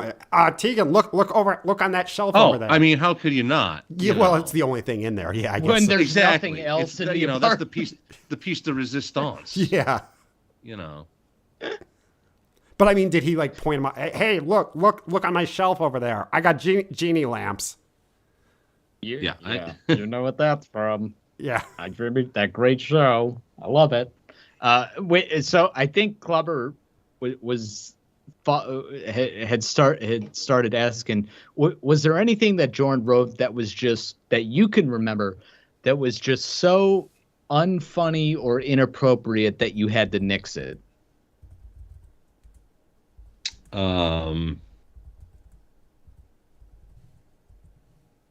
If we nixed we probably nixed some stuff that maybe didn't have great humor or something, but I can't think of anything that I was a pretty open and still like to think that I am a pretty open person when it comes to make some art. I want to see people create. I don't believe that you got to be the greatest at what you do in order to do it. The only way to get better is by doing it. Yeah. So, I always try to, and it really came back to bite me in Joran, man. Let me tell you, it really hurts, and it's made me hesitant to. I haven't started. The other members of the troupe that went and started another troupe, and they were so kind, and like they asked me to be a part of it, and I'm just so flattered, but I couldn't do it, and I'm struggling mentally a little bit still myself with the fallout, and Yeah, of course. I'm hopeful that by having conversations with you guys, maybe in some way I'm using it as some cheap therapy, I guess. Yeah, well, we are always you. I think I can speak for most of us. Well, you have an open invite. You definitely have an open invite to this channel, Tegan. Oh, I appreciate Any that. chance there's anything you're working on or want to promote or plug while you got an audience? We would love to show support, or if there's anyone involved that was part of the original cast of Funny Plea that has like up and coming social media account that needs some boosting, like you want to shout out anything like that. You know what? anytime. Yeah, I will give a shout out to some of the former members. They have another troupe that you can find. They are called Court of Fuck Joran. Jesters, Oh, okay. and that is Steve, who you guys have spoken with, Right. and some of the other former members banding together and putting out some really fun, good stuff. And they still do some shows and both live performances and put stuff out. So I'll plug them because they're good people's just trying to have some fun. And they're on Facebook and they're I assume, or Instagram, and they're Yeah, called and Court gosh, again, Gestures. guys, I hope you'll forgive me. Like I'm such a boomer right now. I literally have just started social media again. Yeah, and no, because I'm a boomer, I started on Facebook, of course. Although I just stretched out to Insta. Nice. I don't know if I'm ever going to do the TikTok. You can stay off of that one. Yeah, well, it's just not fair. It's because I was actually, and I'm going to show my era. I was pretty hot on Vine for a little while. Mm-hmm. Oh yeah. And TikTok and Vine are like, it's Vine 2.0. Yeah, pretty much. And I'm just it's just Vine, but the Chinese get to know a little bit more of your information. Yeah, exactly. So I might not do the TikToking too much just yet, but I do want to start creating some content. I am performing live again. I have not been filming and putting out content just yet, mostly because I've never been a huge digital content creator or anything to that effect anyway. Yeah. I have done stuff that's been put onto media, but I as a performer, and I think it's just because I was raised more as a stage performer. For me, it's all about the night. It's about being there. It's about being in the moment with the people doing the thing. Yeah. And now, wait, you're an East Coaster. How close are you to me? I'll say I'm in upstate New York. You're in upstate New York. I've made that drive. We're talking seven hours, give or take. That's no time at all. I'll be at your next show. I'll be in the front row. I will wear a T-shirt that says Daddy Tegan on it. Yeah. We are going to start Daddy comp Tegan, those Mark. Tickets, Heisenberg.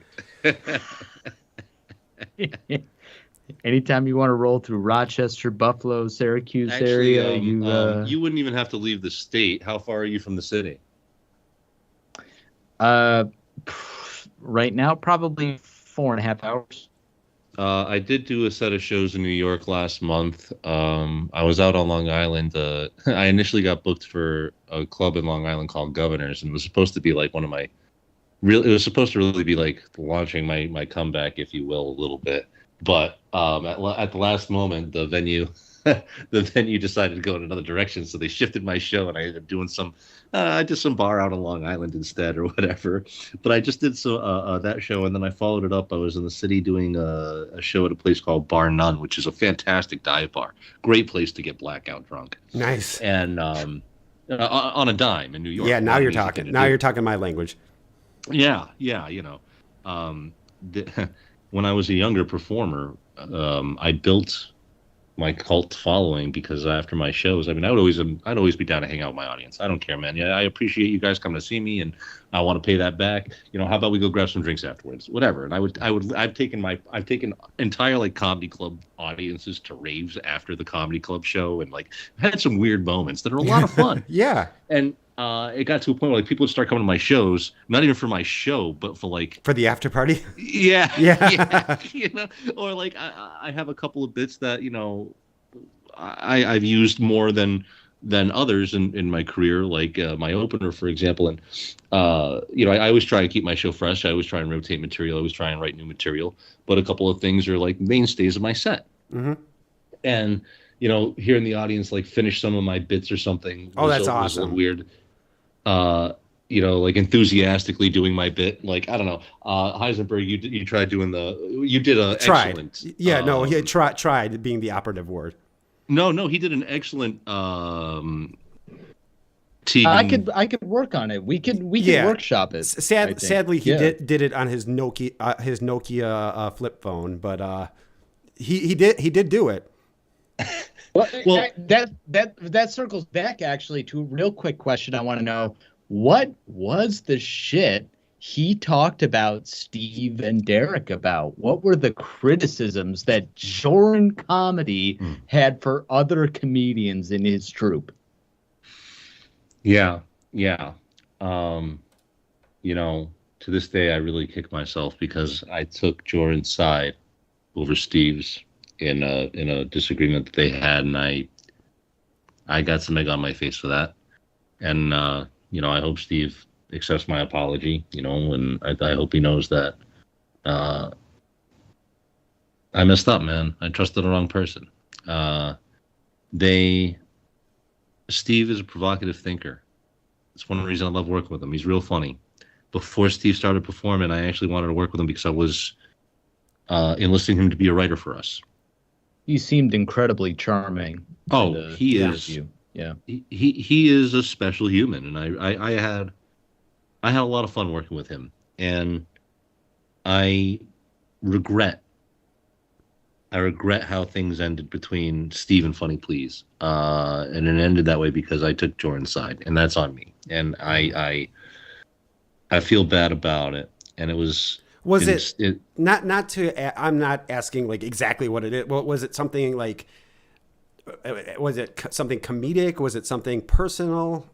I think was he really outwardly like critical about people, or was he kind of like, now that I'm years removed, and now that I can look back, and now that I have had a chance to reflect, and I kid you guys not, like I've done a lot of reflecting. I think it was jealousy. Ultimately, that's kind of what we. That's kind of the through line that we see in Color Joran. Me Surprised. Yeah, we had a show down in Providence that we did, and nice little turnout actually, believe it or not.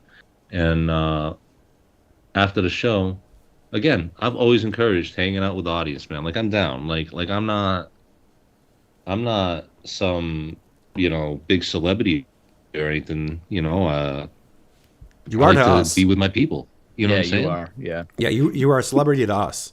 No, well, thank you guys. Appreciate that. But like I like being around people. I've always been a social person.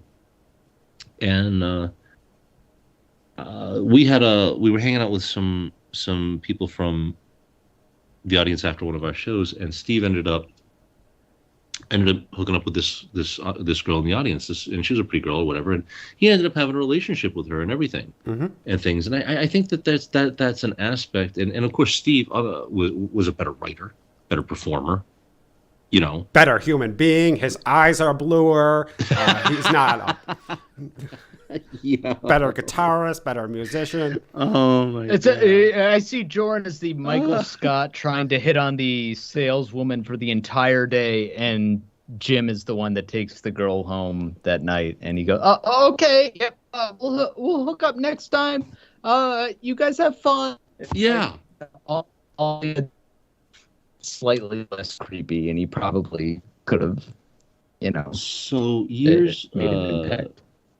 about a year after all this fallout, I got a message from a mutual friend of Joran and I, and I knew this guy longer than I knew Joran.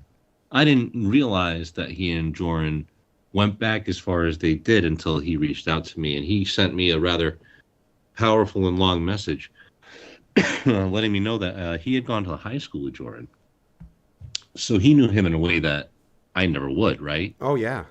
And he told me about how like Joran was always getting rejected by the pretty girls in school. How I guess one time he asked this chick out basically in front of a bunch of people in front of like the cafeteria or something like this, right? And I guess she shut him down real hard. Oh shit. And so That he became explains a like lot. real bitter. And I didn't know nothing. I didn't know any of this. And this didn't. Wait. He definitely had his guitar with him. I bet.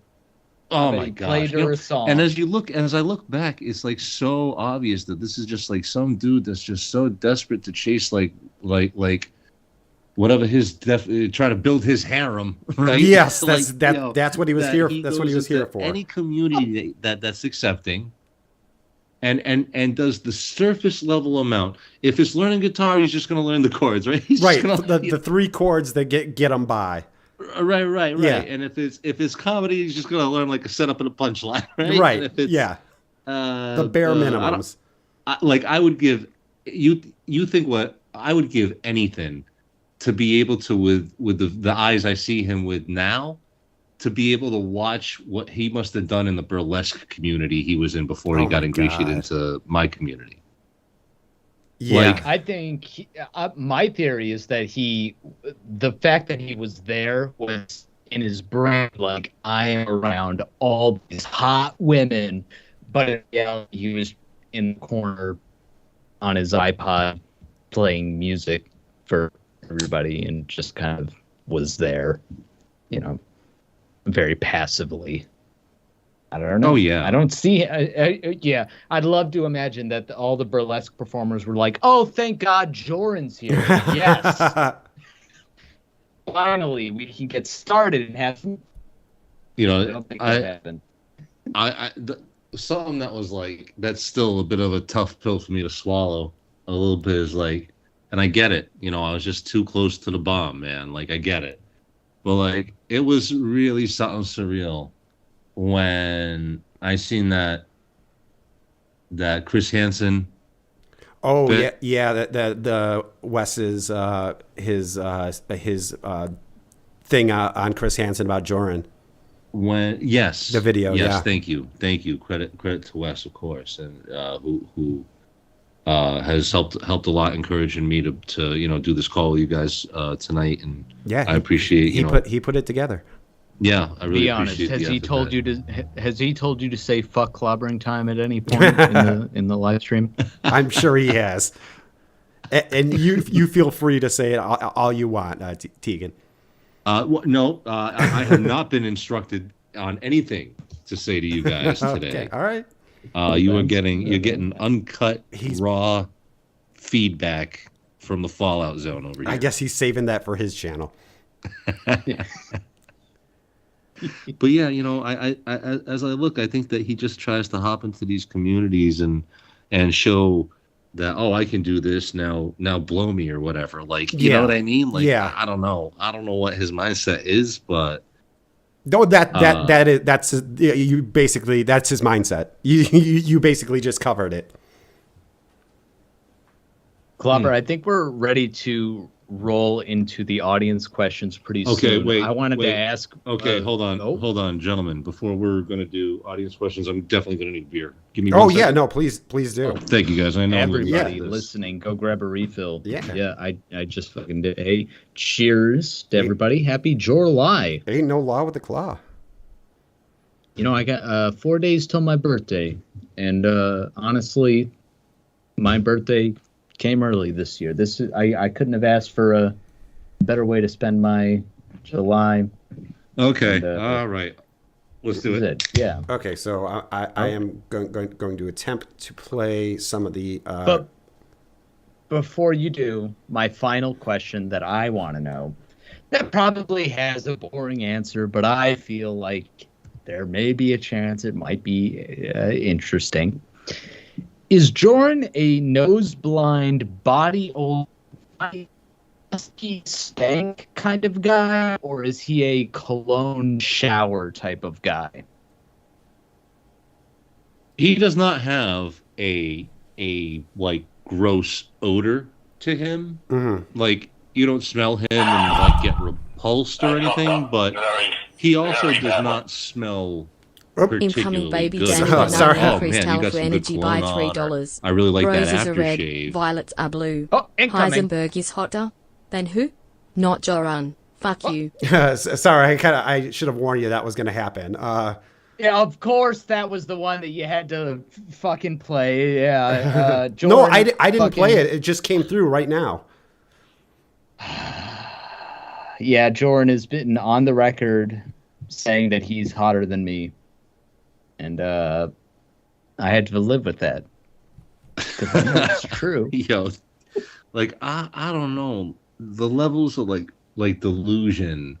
Like, when I seen him do that roast of Lauren, and I know very little about this about Lauren. I know he was on TCAP, and I know he's a Predator or whatever. And Yeah. I know I even know he's up in Maine. But like, I don't know. You know, I haven't read chat logs or anything like that or whatever. But I'm aware, right? But from what I gather, it's just so crazy because he's projecting all this stuff on the roast, and it's like, yo, that age, like milk, bro. Like that was whoa. Almost everything he projects on Lauren is like completely applicable to him now. It's crazy. Yeah. So I guess I should have given a headphone warning to people because I just scared the shit out of just about everybody. You guys still there, right? I'm with you. Okay. Yeah, I hear some weird noise coming out of Heisenberg, but so okay, I'm just gonna go ahead and play these. So headphone warning to everybody. I'm gonna play these questions. I fucked up very, very badly. Incoming baby Donde _ to increased alpha energy by $10. Sorry if this has been asked. Did you ever wingman for Joran out in the wild, Tegan? I don't know if you heard the question. Did I ever what in the wild? Wingman. Wingman for him. Try to set him up with the lady. Or a man. I don't know. Like, I mean, I don't know that I ever like went to bat for him like that. I can't think of a time when I was distinctly like, oh yeah, let's go try and get, let's go and try and make homie look good for the ladies so that, what I'm saying, maybe he has a chance tonight or whatever. Nah, we never really. I got a few homies that like I would. You never saw a beautiful woman and said, "Hey," but I never really did that for him. No. You never saw a beautiful woman out at the bar and say, "You know who you gotta meet? My man, Joran Comedy. He raps. He plays guitar. He does comedy. He's a I mean, and triple if you listen threat." to him tell it. Okay, I'm trying to lower the volume on the on the alerts, so give me just one sec. But okay, so you have not wingman for Joran. No, I can't say that I have. I mean, not. You've never observed him to be in a relationship, have you? No, I never known him to like have like, oh, it is, this girl that he'd been with for, any kind of extended period, really. Like, nah, I haven't known him to have that, like, ever. Like, I don't even remember him, I'm divorced. Like, you know what I'm saying? Like, there'd be times in conversation that, should come up. You talk about like an ex, you talk about, right? Like over the course of years of knowing somebody, shit comes up from your past where you talk about, and then she threw me out because I came home too drunk or whatever. Like these stories kind of happen in life, or like, oh man, I was so stupid, I cheated on her and she never forgave me, and that was that. Like however these kind of conversations go, there was like none of that with him. Yeah, no, not very surprising. Right now, you know what I mean?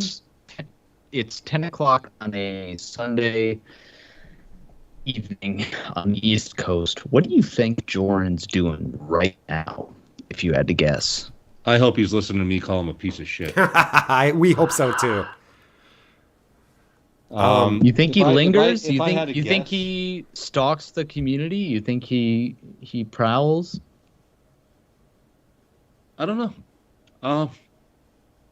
It wouldn't surprise me if now and then he did, because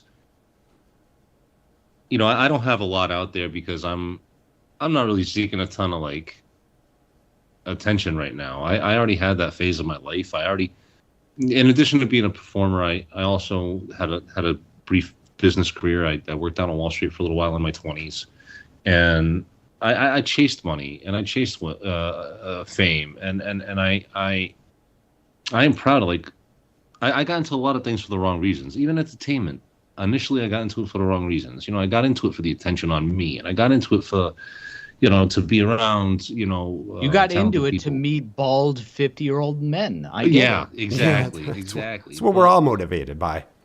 As time went by, though, you kind of learn, you grow, right? You learn, you grow, you reflect, you change, and you start realizing what it's about. And now, for me, it's more about giving an opportunity, about giving a platform, about sharing points of view, about advocating for things that you believe in. In my case, psychedelics for medicine. It's about something now. It's about something real. It's about something that that you can have some belief in. And I don't know that he will ever know that joy. No, I really don't. definitely concur with that. I think he needs the attention. And I think that because he has that need for the attention, I think he stalks. I do. I don't think he checks like constant or whatever, because, who possibly could, but yeah, I don't know how anybody who put himself out there the way he do couldn't at least be more than peripherally aware of the lol cow that he becomes. Yes, yeah. And you know what's ironic about that is he was really big into internet lolcows. Chris Chan, I'm not sure if you're familiar with him, but he's basically a legendary internet lolcow. And he loves The Room because how could somebody make something so bad and not have any self-awareness? Right. Yeah, I mean, he has, the lack of self-awareness with Joran is really astounding, like truly astounding. Yeah, that's. But he does make that bald head look good. Though. He does make it look good. Okay, I got another one I'm gonna play. Hopefully yeah, lay him on me. I fucked up. Sigh. Very badly. Incoming baby tickle shivers increased alpha energy by $3. If Muse moved in with Joran, she would only to pay him one gold shoe per month. In this economy, that's a great deal. That's a fair point, Tickleby Shivers. If Muse moved in with Joran, she'd only have to pay one gold shoe a month. That is really not a bad deal. So that wasn't really a question. Man. That was more of a comment by Tickleby Shivers. Most of my finances are tied up in gold shoes. So yeah, it's the new Bitcoin. I'm willing to bet that if Joran got Muse or literally anybody to move in with him, he would try and turn that poor girl into like the prophet of his harem. You'd have like that Oh my Nixon God. situation, whatever the hell that thing was. Yeah. That or his mom, like turn him into Maybe a the little of fucking both. person that cleans up after him and, does all his bidding. His bidding being like, do my laundry. Yeah. Do my, yeah, Well, he was okay. are you aware?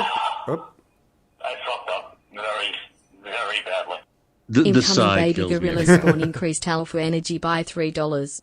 Question for Tegan. Did Joran ever insist on doing genie porn with the improv troupe? Thanks.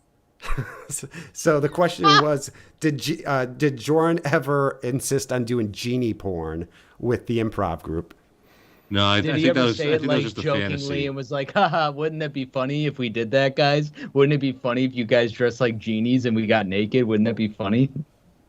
Right? Yeah. You know what the sad thing is? It'd probably be funnier than half the shit he did.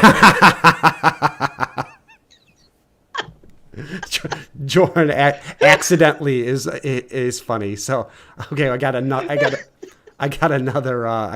one here. I'm gonna play. I fucked up very, very badly. Incoming baby Kelp Hill increased alpha energy by $3. Your call to Joran was very cathartic to many of us because you seemed to channel everything we wanted to say to that inept, narcissistic genie fucker. We thank you for your service, Daddy Tegan. Thank you, Kelp Hill. So yeah, Kelp Hill says. You heard it. I mean, We salute you. Yes. I was not really planning on filming that. The only reason that actually got filmed was because everybody had so many receipts. Incoming baby. Incoming Oh. baby Sheen increased alpha energy by $10. Did you ever think Joran was truly funny, Tegan? Did the rest of the troupe ever question his comedic skills? Oh, there's no question he had no comedic skills. Yeah. There's no question. Did anyone ever? You kind of answered it. There were people that Shin. There were people that pulled him aside and said, "Why Joran?" Yeah, there were. And one reason why I did, like I said, he was somebody who was reliable. He was there. He was there, and that unfortunately was something that I needed at that time. I needed somebody who could be there to help me build it, and consistently.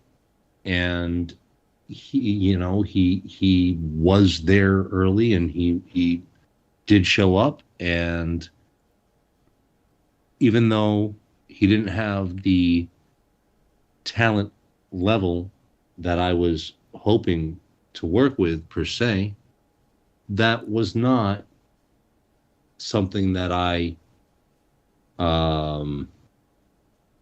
begrudged him for.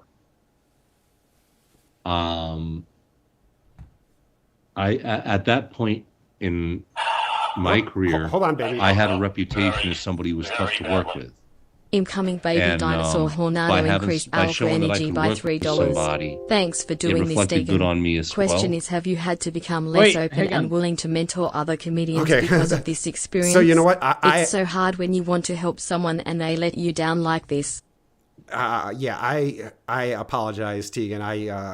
Let me. I'm just gonna. You got nothing to apologize for, Clobby. You're crushing the game. We got this. Yeah. Well, unfortunately, I took Heisenberg's advice and. Okay, so. Let me get this straight, Clobber. So you basically enabled donation sound effects in the middle of Tegan's heartfelt speech. No, Right? I Am I understanding didn't. that correctly? Gold. Okay, Gold. Let me try this again. Oh well, okay. Okay. So let me play this one. That's the thing is like these can be a little bit jarring. So I know you were in the. Do you remember where you were going with what you were saying? Well, yeah. Basically, Okay. I had a lot of people tell me that I should stop working with him based on his talent. But at the time, I had a reputation of somebody who was difficult to work with, because I advocate for things like drug use. And so in showing that I could build a troupe and showing that I could work well with others and showing that I could develop talent, I was also raising my own prospects moving forward. And I think that in a way, in addition to just feeling like it's good to have somebody who's a little bit older around, it's good to have somebody who, will be there every week around. And it's good to understand that this person is at least giving effort. And that effort can be pointed to when somebody says, well, how come we're shooting a Joran sketch? Well, where's your sketch? He's writing. And so it's almost like there's an episode of King of the Hill where like Bobby makes the team, but like he's being used as like a threat by the coach, like, don't make me bench you for Bobby. It motivates all the other players on the team. And so I think that there was some of that there too. Anyway, that's where I was Incoming going. baby saw increased alpha energy by $10. Were you ever suspicious of Joran doing coke? Also, I told Lorne about Joran and Lorne even said he fucked himself up.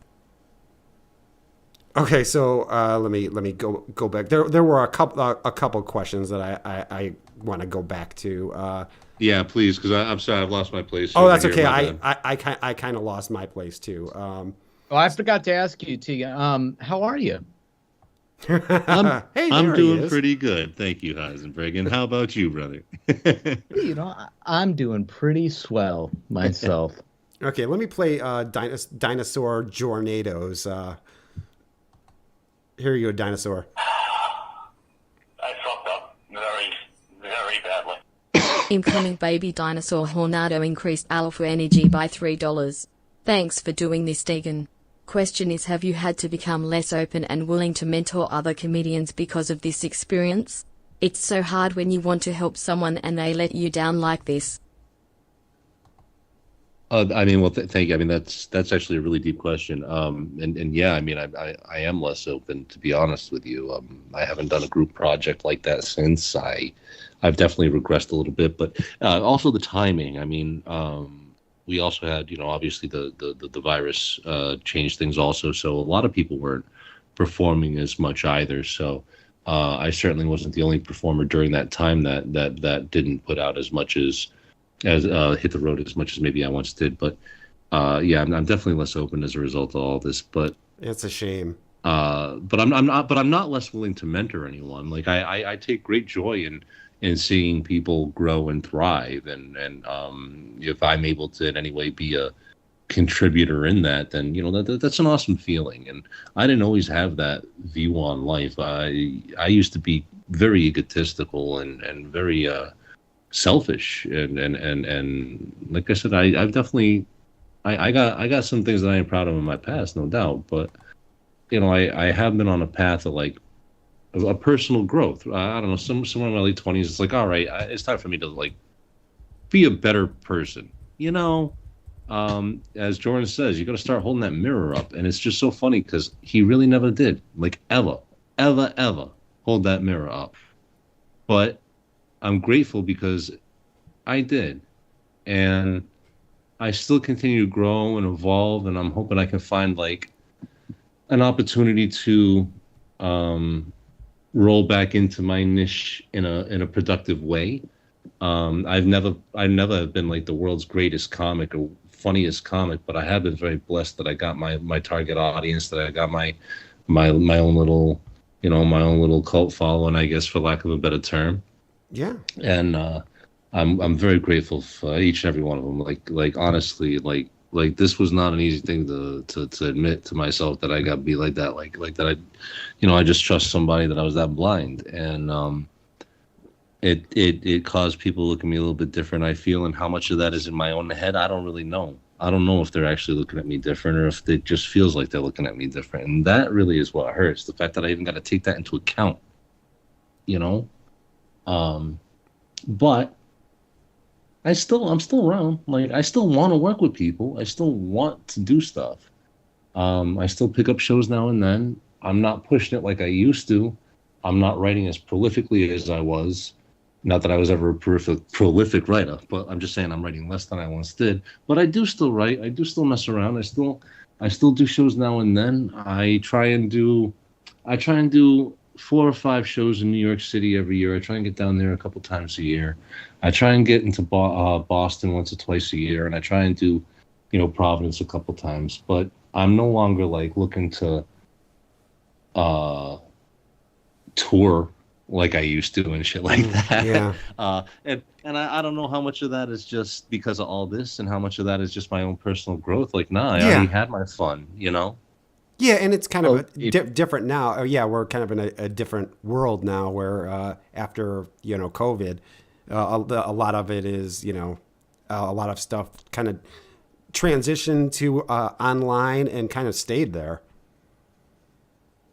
If you both would allow me to take a massive 180-degree turn real quick, Tegan, there's been a constant question that needs to be settled. How tall are you, and how tall is Joran? Yeah, it seems like everybody is it seems like everybody is much taller than Joran.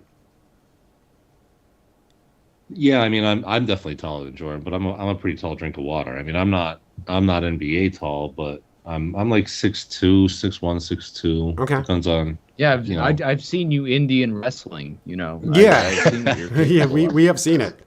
We've seen you throw Joran around like a little rag doll. Oh man. Like, when you're presented with something like that, how do you? Because again, I'm trying to foster an environment where people can feel, safe to create, and that their creations will be appreciated to encourage further creation, further growth, further passion, all these things. But it was part of Joran's journey that you got to tousle him around and throw him around a little bit in front of people and in the studio version of that skit. And we're very grateful for it. Well, I mean, one thing that surprised me, I was hoping I could reward you guys with some B footage that I have lying around with them or something. If you do, I would love it. So I go looking through. Oh my gosh, please tell me there's some sort of remnants of your public access TV show somewhere. Yeah, I was going to ask, is there any way that you have anything or we can find anything? I think that something may be possible. Oh, I don't care if it's on VHS. We will find a way to convert it. So one thing that the very first season, like the what would you call this? What's the first cut of something, like the raw cut? Yeah, I don't know. I don't know what it's technically called. The pilot, maybe. I don't know. I don't know like show busy terms. I actually would not have myself access to, because we filmed that in Providence. Oh. And he was the one who had to sign up for that because I wasn't a resident of the area.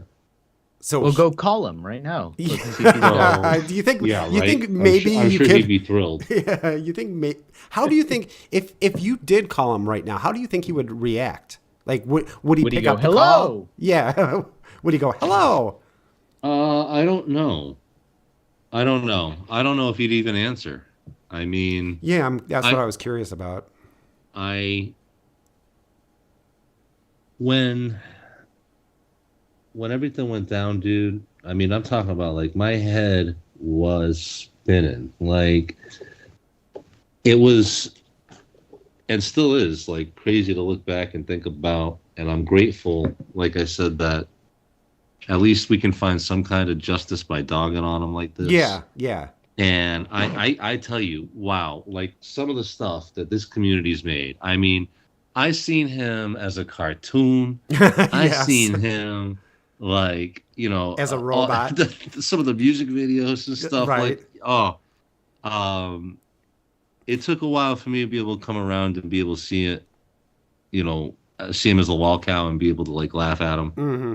But I just want to say, thanks to you guys and this community, because, now at least I can, with some degree, laugh about it, be a little more open about it. It was a lot to go through, and it still kind of has me a little bit traumatized to touch, but Sure. I'm pushing on, and I'm still growing, and I'm still out here performing a little bit. And if anybody want to catch me doing my weird, awkward stuff, want to come show some love and hopefully get some laughs and whatever, I'm all about it. So I am still trying to get myself out there. I'm actually in negotiations right now for a set of shows, hopefully next month in New York. So we'll see how those go, and I'll keep you guys posted, I guess. Okay, so how tall is Joran? Because that's kind of like. Oh, my bad. That's right. I want. Oh no, it's fine. So like I said, I'm about like 6'1", 6'2", I guess. Mm-hmm. I think Jordan's probably about 5'8", 5'9". Okay, so pretty about average. Yeah, he about average in terms of height, and in terms of like. Big was his penis?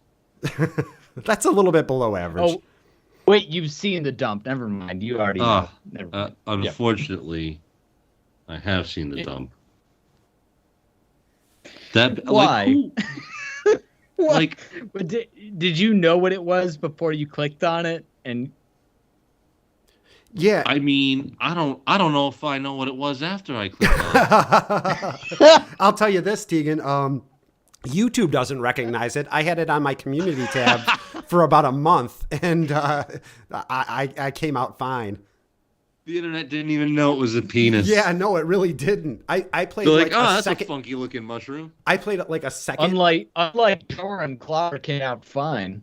I guess. I played a second of Cricket Snapper, and that got shut down. But I had Joran's penis on my community tabs for a month, and nothing happened. So there's a few more questions coming through. Okay, let me do this one.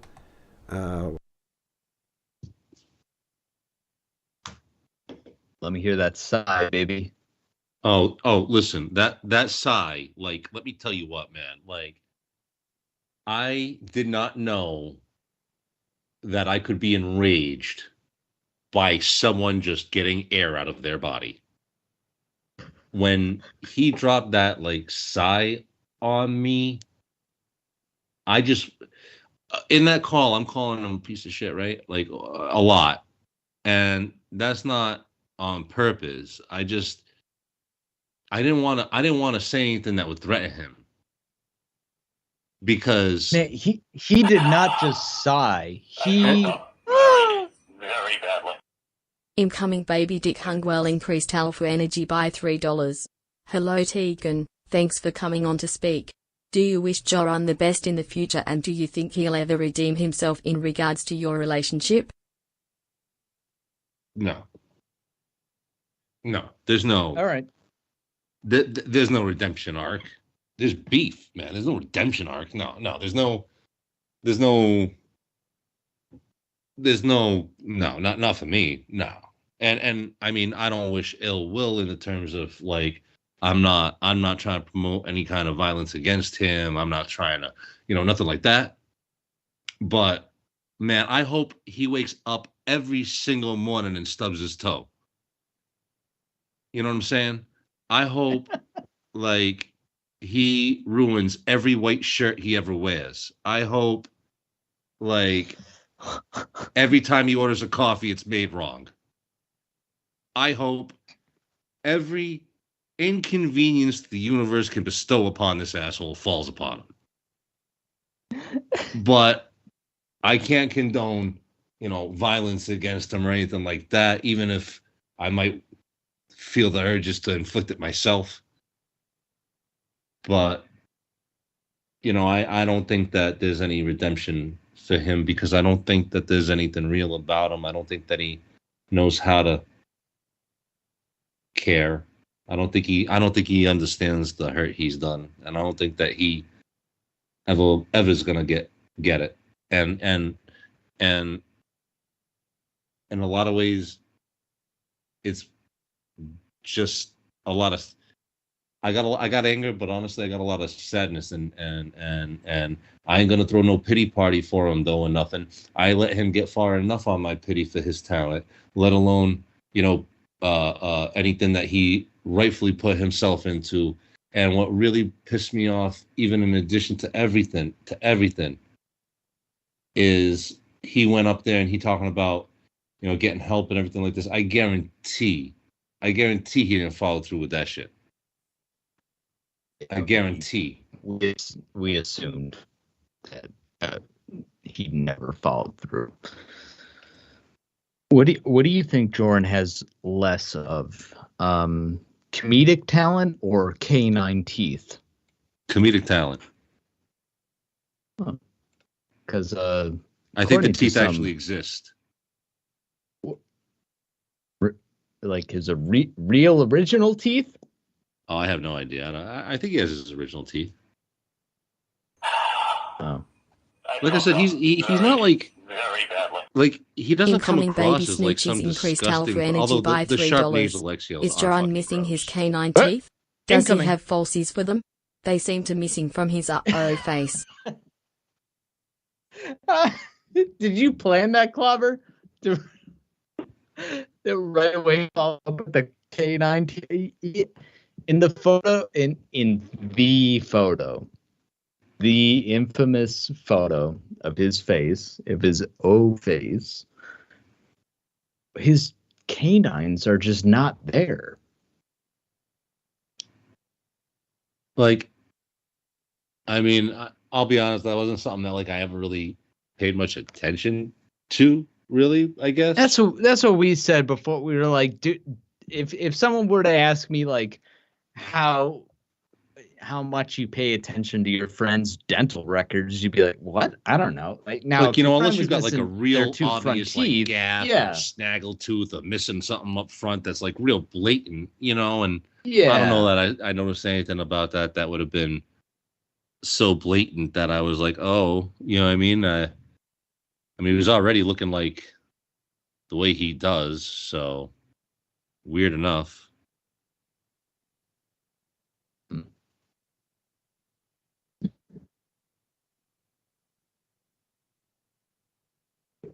Can I ask you, do you think that Joran's, do you think, I would say, have you observed that Joran's go-to fallback comedy bit has always been pretending to read children's literature / fairy tales? Because that was like half of his material that he ever produced in this community. And and he did do some of that with us also, right? He had that one where The dragon, the that- alpha male, yeah. So yeah, no, I guess that has been something, that a running theme, that I guess he wants to be some kind of fucking narrator of some kind of weird children's awkward shit. I don't know. But yeah, apparently that does seem to be a running theme for him. Yeah. Yeah. But yeah, in terms Sorry, of my microphone dropped out. Although I'm sure if you we just were want having to a ask him, very he'll give you the whole pleasant, director's couple cut on why minutes. he fucking carried that thing all the way through. director's cut. Luckily, Oh my God. Tegan, there actually is there is a director's commentary of that. Jesus, why doesn't that Are not you aware surprise of me? Oh, you weren't aware Yeah. that he did a director's commentary of the Teaching Your Children About the Church of God series? Oh yeah, He said, how can I make sorry. new I am aware material that without that's- making new material? Oh, I'll just comment over my old shit and people will fucking lap it up and they'll love it. Oh my God. It's unbearable. Like one Director's other thing commentary. that carried over, that I see people mention a lot over the course of like I said, I've observed I've listened to some of both of these streams and a few other creators, and this community is pretty cool. It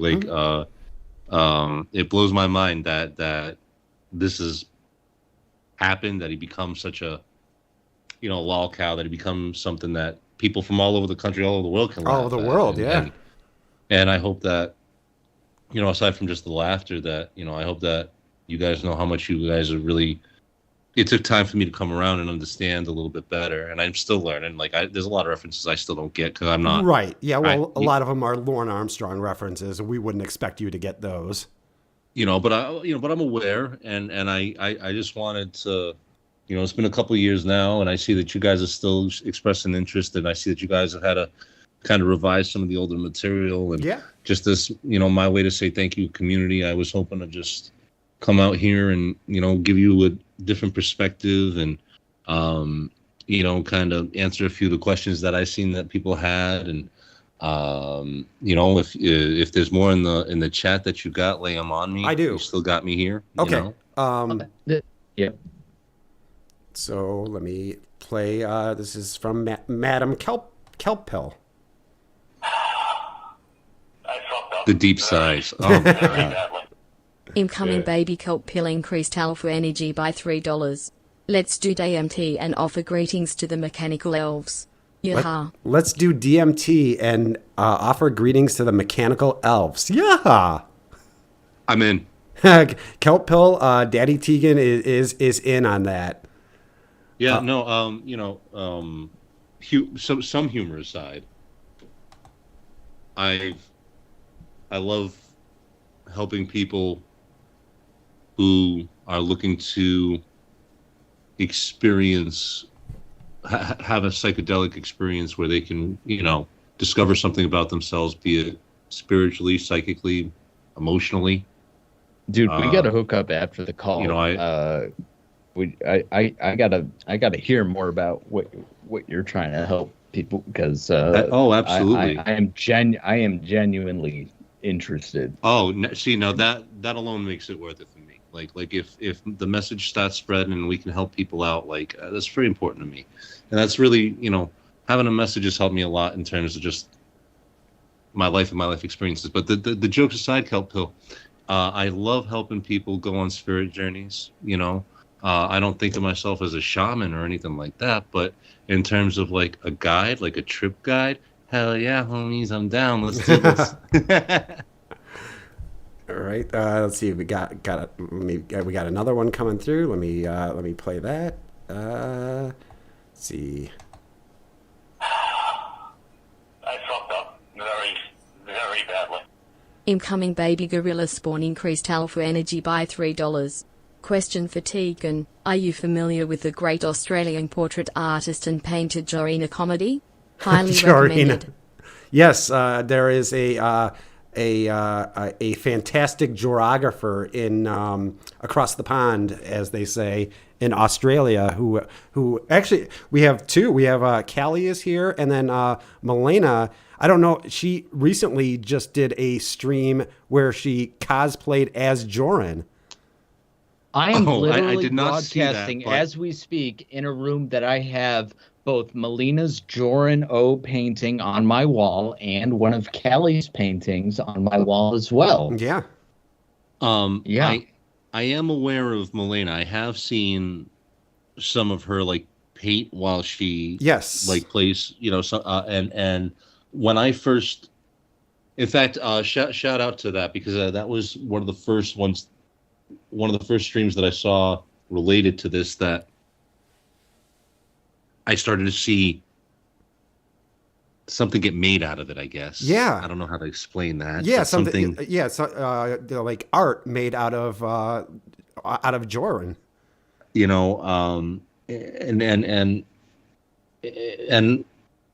also I mean, Wes and Klopper. I can't even name. I feel like one of Jordan's apologies, where I can't even name everybody I'm appreciating. It's okay.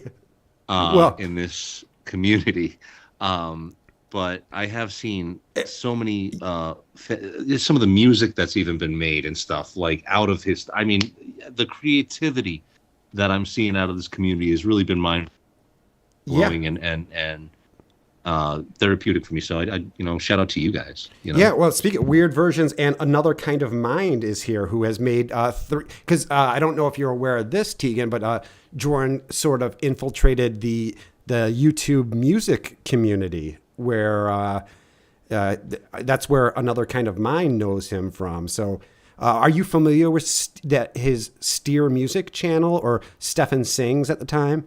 So I knew that Stefan Sings like existed while he was, you know, in Funny Please. I was aware that he had a music thing. You know, he covered songs.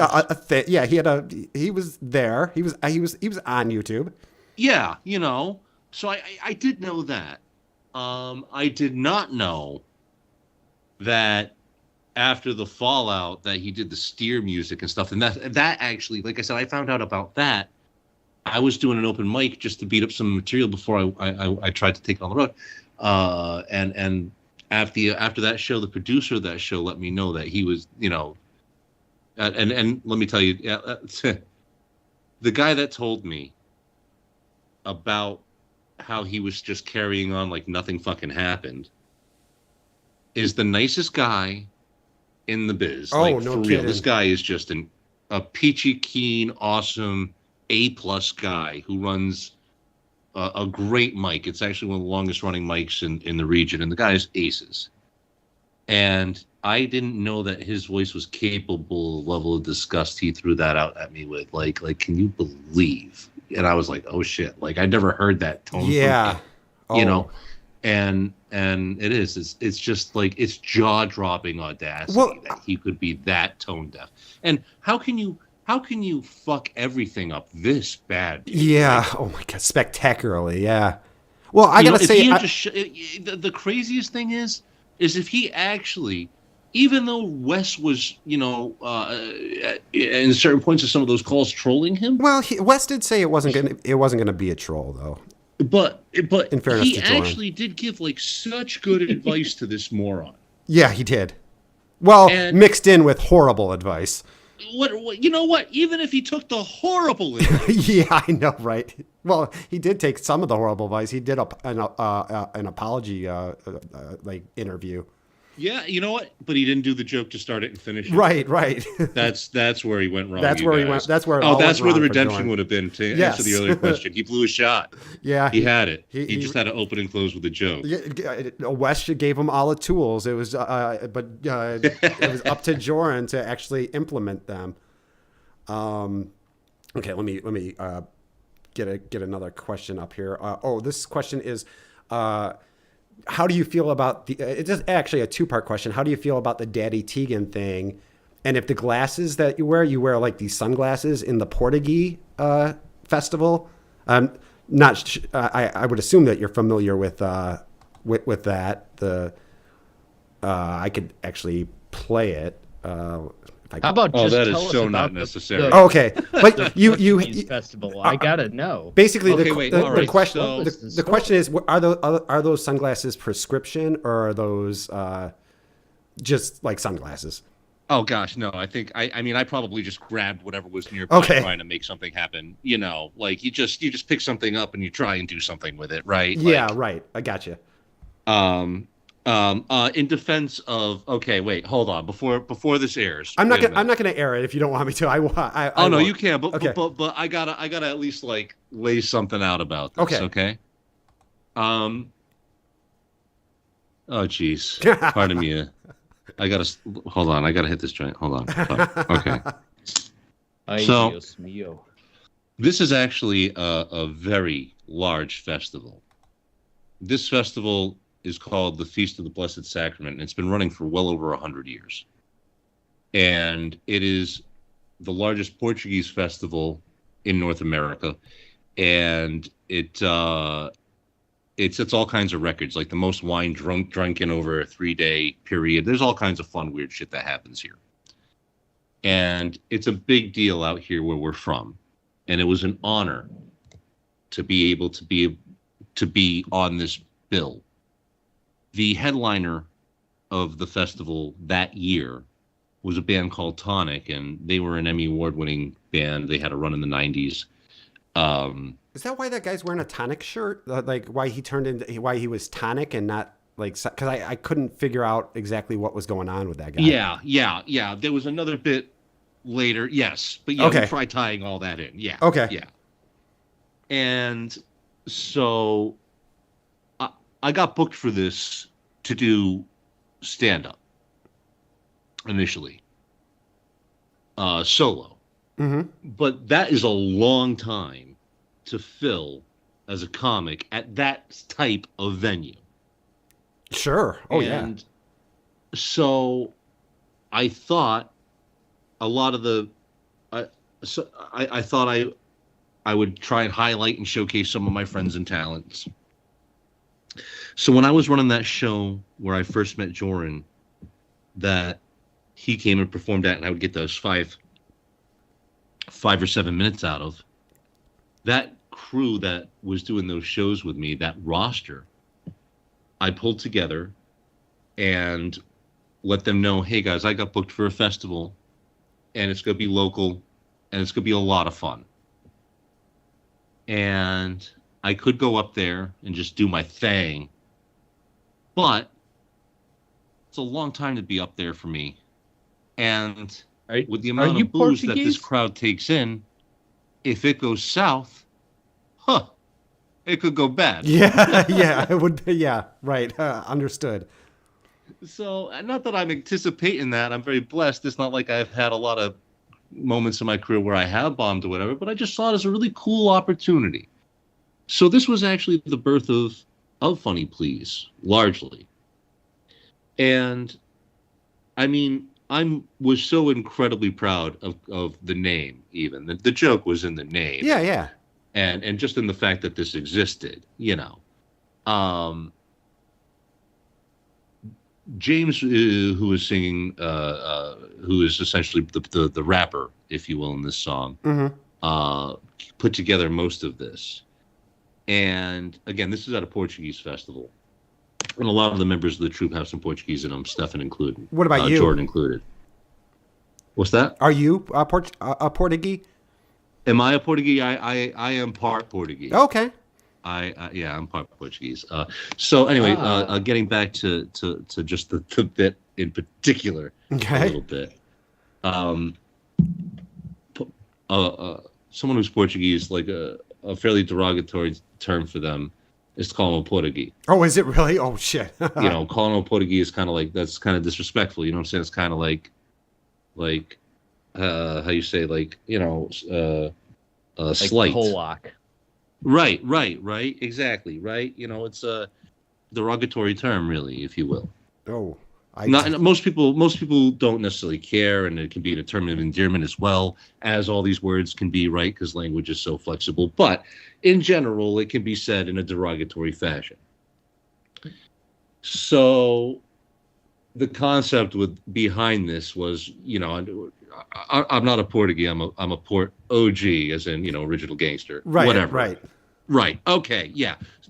As if that needed explaining, Tegan. I get it. But I just still wanted to kind of throw out there a little bit of the background, a little bit of the concept. We were attempting to take what is typically a derogatory term towards the Portuguese people and flip it into something more empowering at the Portuguese festival. But anyway, there's the meta. Where are you in this scene? Because I see crying Joran in the back.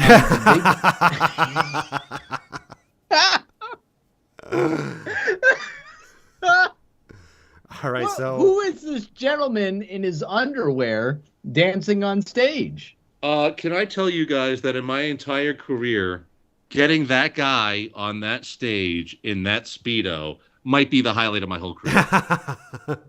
There were so many people that saw it, and it was chef's kiss good. Mwah, as Joran does, right? Yes, he sure does. So that gentleman is the infamous Derek that you also hear me refer to. Oh shit, that's Derek, everyone. That's Derek. That is Joran's arch rival, Derek. Yeah. How the hell could he have any negative words about Derek? He's perfect. Who is an awesome, amazing human also. We know that just because he was Joran's arch rival. Derek and I, we are lifelong friends practically. Oh, that's great. I've known him a long time, and we've had a lot of ups and downs as any friendship that you have that's close and long will have. But he's a special person, and to be able to get him up there in that attire in front of those people was Gold. You did it. Oh, I'm so proud of that moment. It just, I mean, you had to trade that. Like you also had to get Joran on there to play bongos, but Right. I guess it was worth it. At least for once, the guy on stage in a Speedo, at least for all the cringe I made, at least this time, it was Yes. intentional. All right, let us play it. Na na Porto G, na Porto G, na. So you popping that small, rocking these streets. You ain't a Portuguese, homie. You a Port OG. Rocking Carter spit, we find all the grease and shit. You ain't a Portuguese, homie. You a Port OG. A Port OG. Port OG. Port OG. We for sale around the world. Just won the. Those if you could pause for a moment, those two gentlemen to the left, they've popped up a couple of times in Yeah, one of those Joran's is videos. actually that's Ian that threw Joran around. I think that's Ian, right? No, that's actually not Ian. Oh, Yeah, believe it or not, we had more than just one black guy. Clobber. God damn it! Wow, That's Clobber. no, that's actually not Ian. That was a different member. And in fact, he was the oldest member of the troupe. Actually, is that gentleman that's on stage right there? He was the oldest member of the troupe, not Joran, which a lot of people find surprising. Yeah, I do find that surprising. Yeah. Oh, it really does too, doesn't it? I know. The locker room is not part of the gym, so loose balls aren't appreciated there. So keep them covered, folks. Rule number All right, 2. whoa! Wait a minute. Hang on. So there are people doing genuine stand-up, improv comedy right now. No, I don't like that at all. I want a costumed supervillain to come in right now that has nothing to do with the skit and just derail everything that has been set up so far. And I'm really hoping that happens because I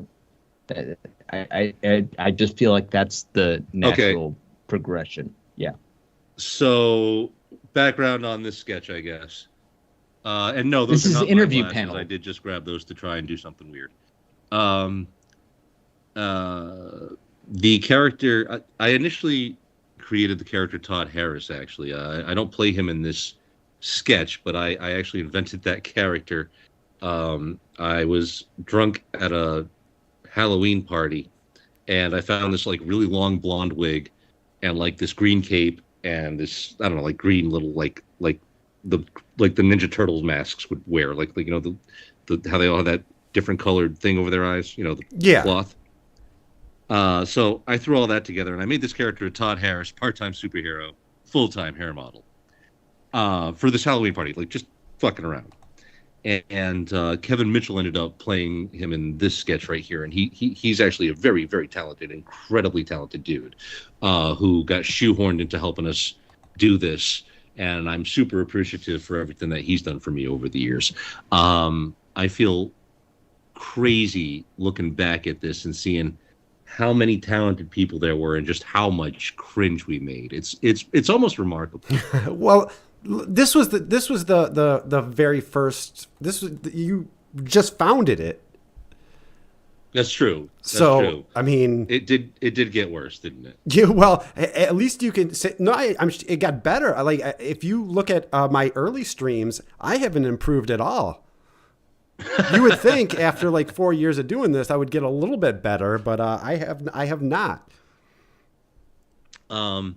So yeah. Oh, another often panned character that Joran played that you guys have seen was when he plays Mikey Selstuff. Yes. That was another character I actually created. The only time he ever ran that character was that one time we shot that, and of course it's gold now. But yeah, that was initially supposed to be this like Billy Mays-esque hype salesman, Mikey Selstuff, right? Yeah. It was a pretty obvious what I was fucking going for there. Totally and yet somehow missed he the managed mark to on fuck that. shit Yeah, up. It's unreal. He It's fucked- unreal. Yeah, he really did. Fucked that up so bad. Like so bad. Like it was almost like sometimes the easier the direction was, the more he fought it. But we wait. had a Did you freaking- not hear him roll his R's when he said Billy Corridor? That's not like comedic why? gold Why would right you there? even do like in his Rolling mind? your R's That's is funny, Tegan. I don't know. Funny man. It's sounds crazy. are funny. Yeah. You don't need jokes. You just need sound effects. Yeah, Rolling I know. your Yeah, R's. he thinks he's Michael Winslow now. Yeah. But yeah. So the concept, this, I don't know. I don't even know what the fuck we were thinking here. God, I can't even justify some of this stuff. I just look back and it's like, man, was I really excited about this? Where was I don't know. Let me ask you, why the hell do you look so goddamn good in this You video? really Why do. you dress so sharp? Yeah. What the hell? I don't know what the hell's going on. I probably grabbed all of that out of a prop box. I think almost everything you saw pretty much got made on the spot or grabbed out of a prop box. Hey, power to you for not grabbing the top hat and the cape. And, saving and that the for gun Jordan. that Joran couldn't seem to keep a hold of. Can we fast forward to the Jordan? Yeah. Please do. Yeah, let's do. Let's Yeah. do. Let's see, where does he come out? This is an improv game that only involves the people that are already in the scene.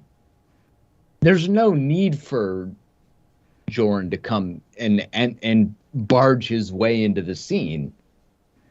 Oh, well, I long ago accepted that almost everything I do devolves into a shit show. And, including this stream. yeah, I'm sorry, Clobra. You were cursed as soon as you booked me. Yeah, well, wouldn't be a cloud. That's why I embraced it. That's why it was the right thing to do and should be applauded that you came on with me, Tegan. It should be applauded. What a fucking ass. Oh, my God. This guy on the right here with the Sonic. Is he all right? Is he genuinely okay? Yeah, Okay, I let me was tell kind you of what, concerned about him. That dude on the right is a really funny son of a bitch. Like I love that dude on the right, the one that plays the chicken. Tonic, yeah. Yeah, no, he is an aces comic. In fact, when I went and did my last set of shows in New York last month, he actually came down with me, and he was so funny on the first night that we performed that he actually closed the show the next night. Oh, nice. Because he was just rolling. He's a funny, talented comic. They wanted to book us again. I reached out to him. I was like, dude, they want us. Let's go. Let's head back. He's like, oh, no, man, I'm trying to do more stuff up around here. Now's not the great time for me to head down there. So I was like, damn, bro, because he was so funny. So I actually am going to have to try and find somebody else to make that trip down there with me, hopefully next month, to try and do another couple shows. But it's tough. You know, it's not a long drive, but it's a lot for me to go down there, do the shows, drive back. Like it's a bit for me at this point. So I like having another comic up here to go down there with me. It helps me share the drive. Sure. Also keeps me on You the have straight not- and narrow. you have so that I not show said- up on time and shit. You know. You And have give not said a exposure. negative word about anybody in this stream so far besides Joran. You only have really positive things to say about the people you've worked with. Yeah, you know, that's really what's kind of so frustrating about it for me is that, believe it or not, for a small period of time, there was like some magic there. Like a couple of things that were made really were funny, like genuinely, like non-cringy, like just actually pretty funny. And even some of the stuff that's not like beautifully produced, you can see the seed. You can see what will grow from it. You can see the formation of something that just needs some more work, or needs to be reshot, or something like this. But this is not one of those. This is just, I don't even know what the hell I'm watching right now. I must have been in a fugue state during this fucking show. Well, Wait, hang on. Really important question. Are there any Funny Please t-shirts still out there for purchase? No. Damn it. No, unfortunately. When all this happened, I mean, he was a founding member of the troupe, and the fallout was so severe. I did not want to be insensitive, and it was tainted. It got ruined, and it's a fucking shame because it was really I had a lot of fun in Funny Please, and there was a lot of stuff that yeah, sure, we made a lot of stuff that was pretty cringy and pretty schlock, and I'm not even like really ashamed of that because that's part of the process. I wasn't trying to. I didn't advertise us as a finished great product. We were pretty open about it, and it's right in the name, baby. Funny Please. And I really had a lot of fun with it because it was a project where if something was not a hit, that was okay. No big deal. We got more stuff for you. We got more sketches. We got more games. We got more ideas. You didn't like this group of people? No problem. We got a roster full of people. We're going to rotate around and give you something else and see if you like that. And I really hadn't had a project that was that much fun and that much excitement.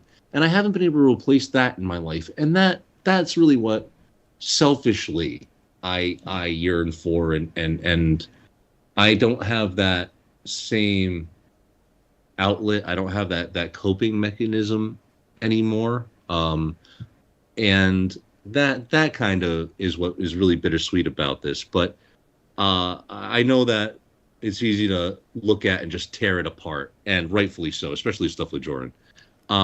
Really, only the stuff with Joran. I never had delusions that what I was putting out there was like the greatest stuff ever here. It was intended for the people who were making it and the immediate community that supported it. And it was not put out as a finished product yet. In fact, the most something that really is just difficult to swallow is like right at the end, the production quality really picked up.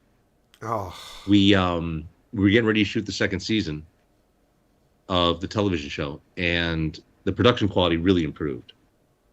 And unfortunately, everything kind of fell apart right after we made a bunch of trailers and we're teasing for the upcoming season. Everything got exposed and ruined, man. All because of this fucking asshole. And he wasn't even the troupe anymore. But again, the fallout was just too close. Yeah. But yeah, I do. I miss these people. I wish them all well. I do have good things to say about just about everybody except Joran. Yeah, that's what we've been taking from this. And I'm sorry that you guys have had to watch this over and over and over and over. And it's funny, like the people we've talked to, I'll say the same about you, is that you're a great dude, and we kind of surmised that, me and Heisenberg, from we just started talking just now. I appreciate that.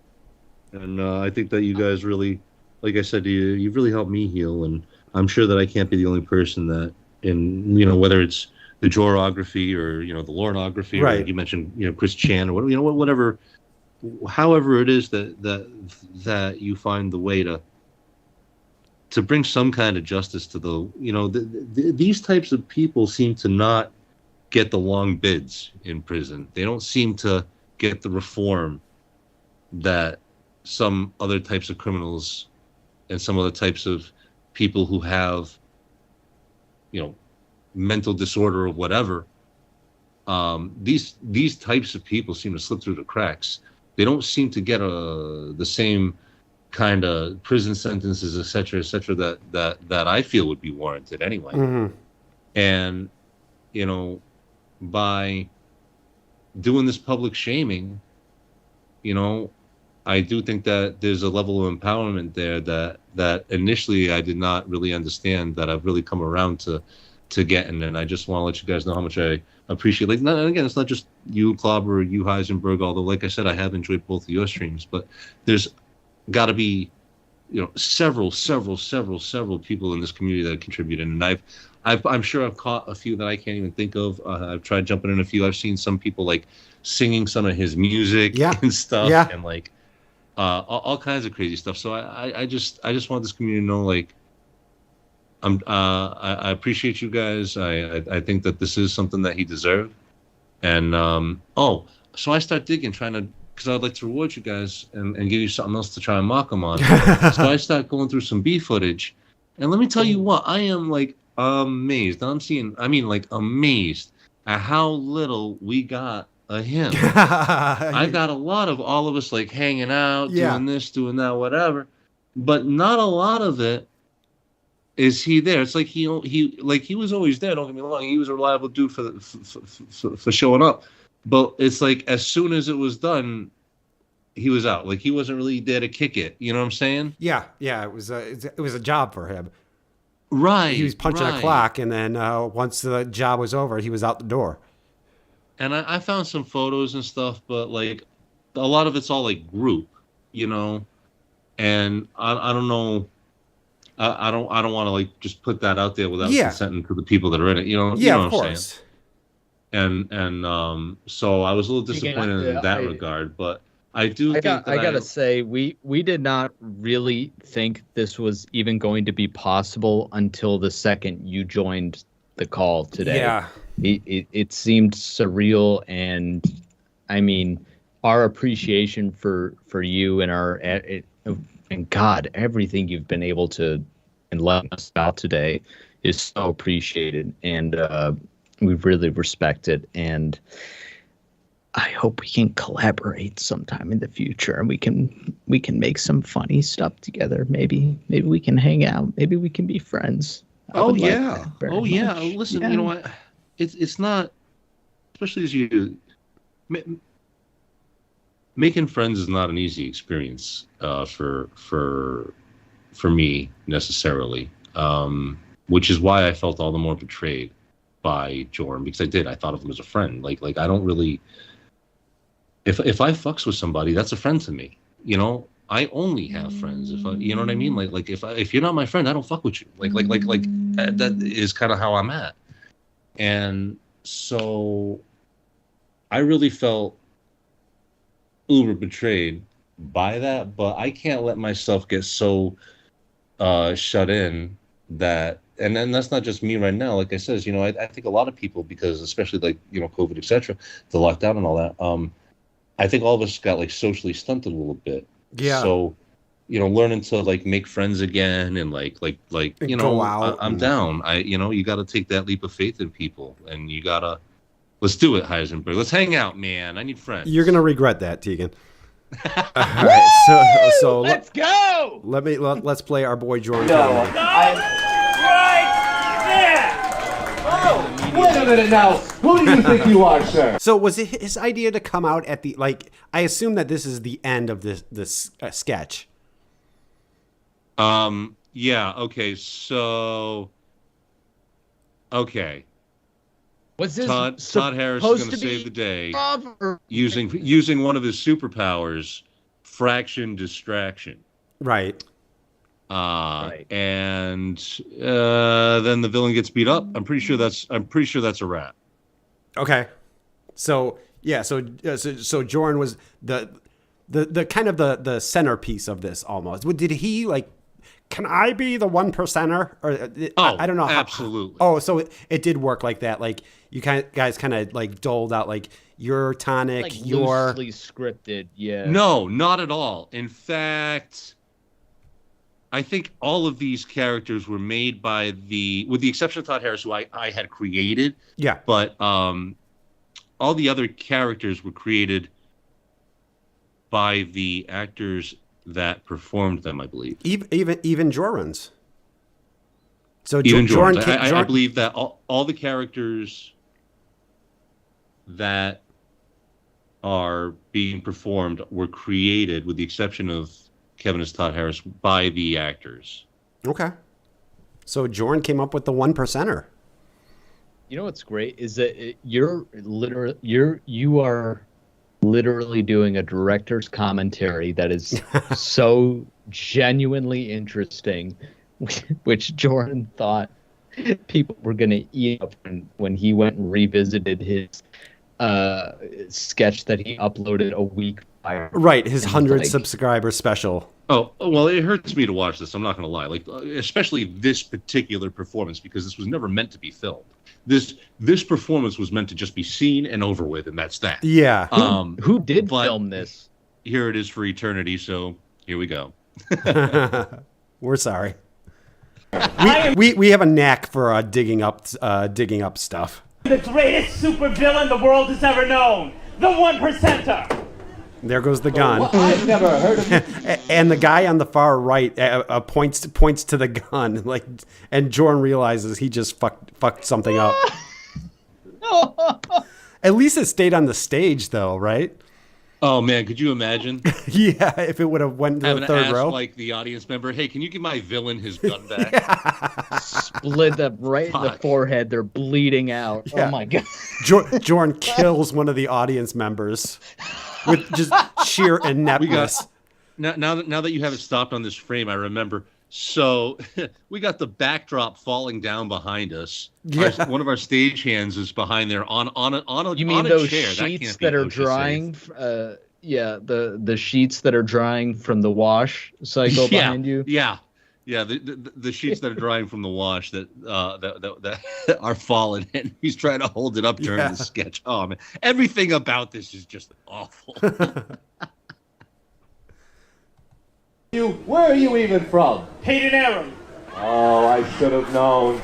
Well, I have to ask you, sir. Okay, that was actually a funny joke. That's a very wealthy community in the area. And I don't know if you heard, there was actually a little bit of laughter. I did hear. That was that was I think the only time Joran's ever heard laughter. Yeah, there you go. That was the golden nugget. Yeah, and that's it. This was all downhill from here. This was now the let's day see laughter how he died. runs with it and just finishes this scene on builds such a on high it. note. Yeah.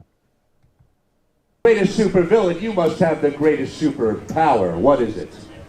I could buy and sell every last one of you. Oh, jeez. Oh, Jesus, right. This place smells of poverty. Hey, don't insult the audience, pal. Are you trying to get us thrown out of the feast? No one can stop me. What makes you so sure? I'm too big to fail. Ah, that Is that landed so? flat. That's a shame. Well, it was Wah, wah, wah. Joran didn't even deliver it to the he was. I know, right?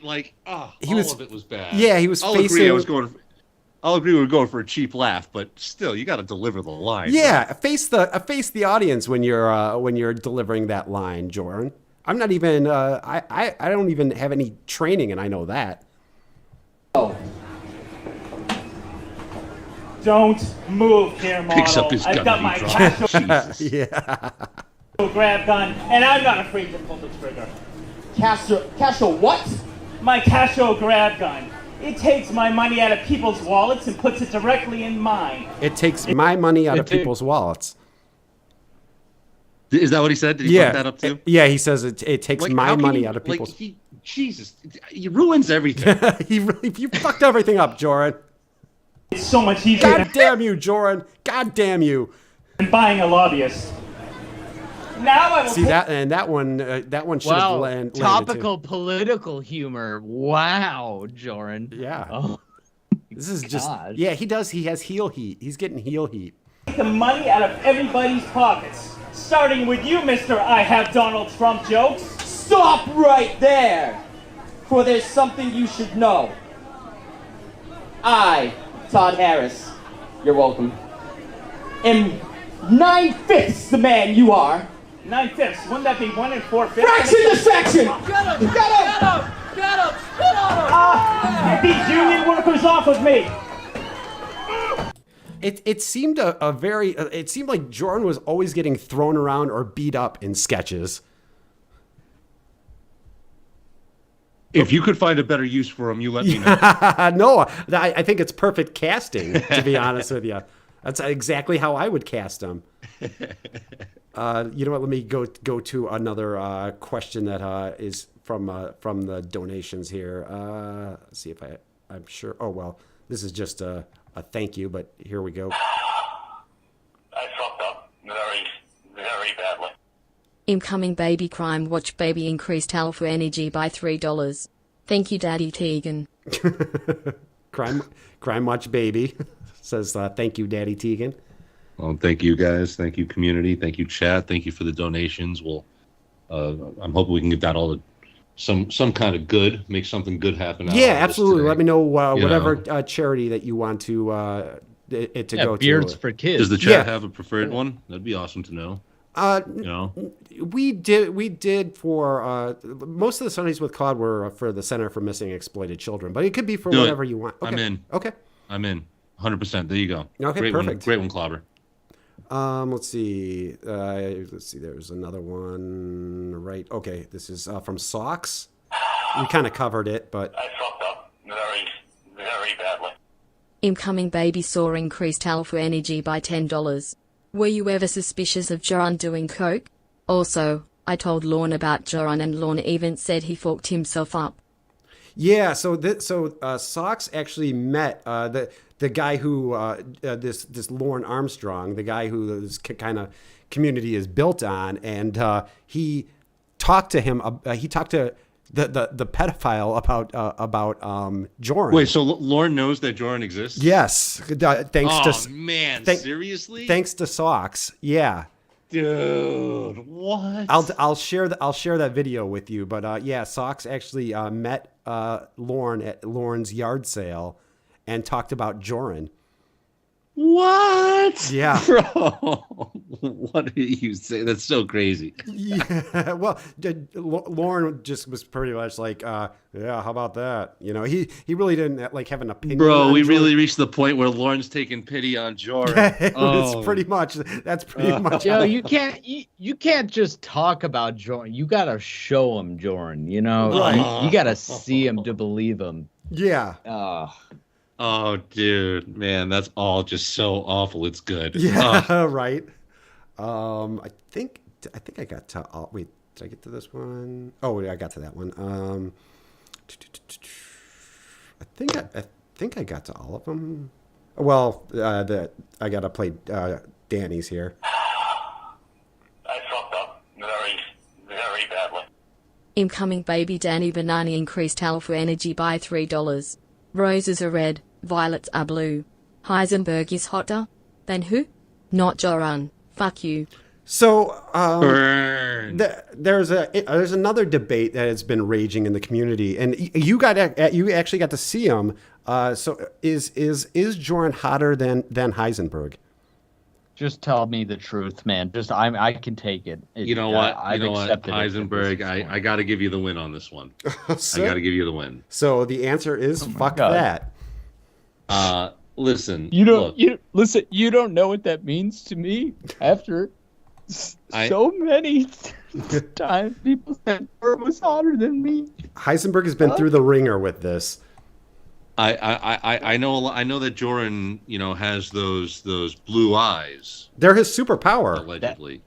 God But, damn it, that's the one thing he has on me. But you don't have to sweat at Heisenberg. His complete lack of inability to be any kind of a decent human disqualifies him from the contest. So you win. Yeah, congratulations, Heisenberg. That's a W for you, buddy. I'm going through to Feels make good.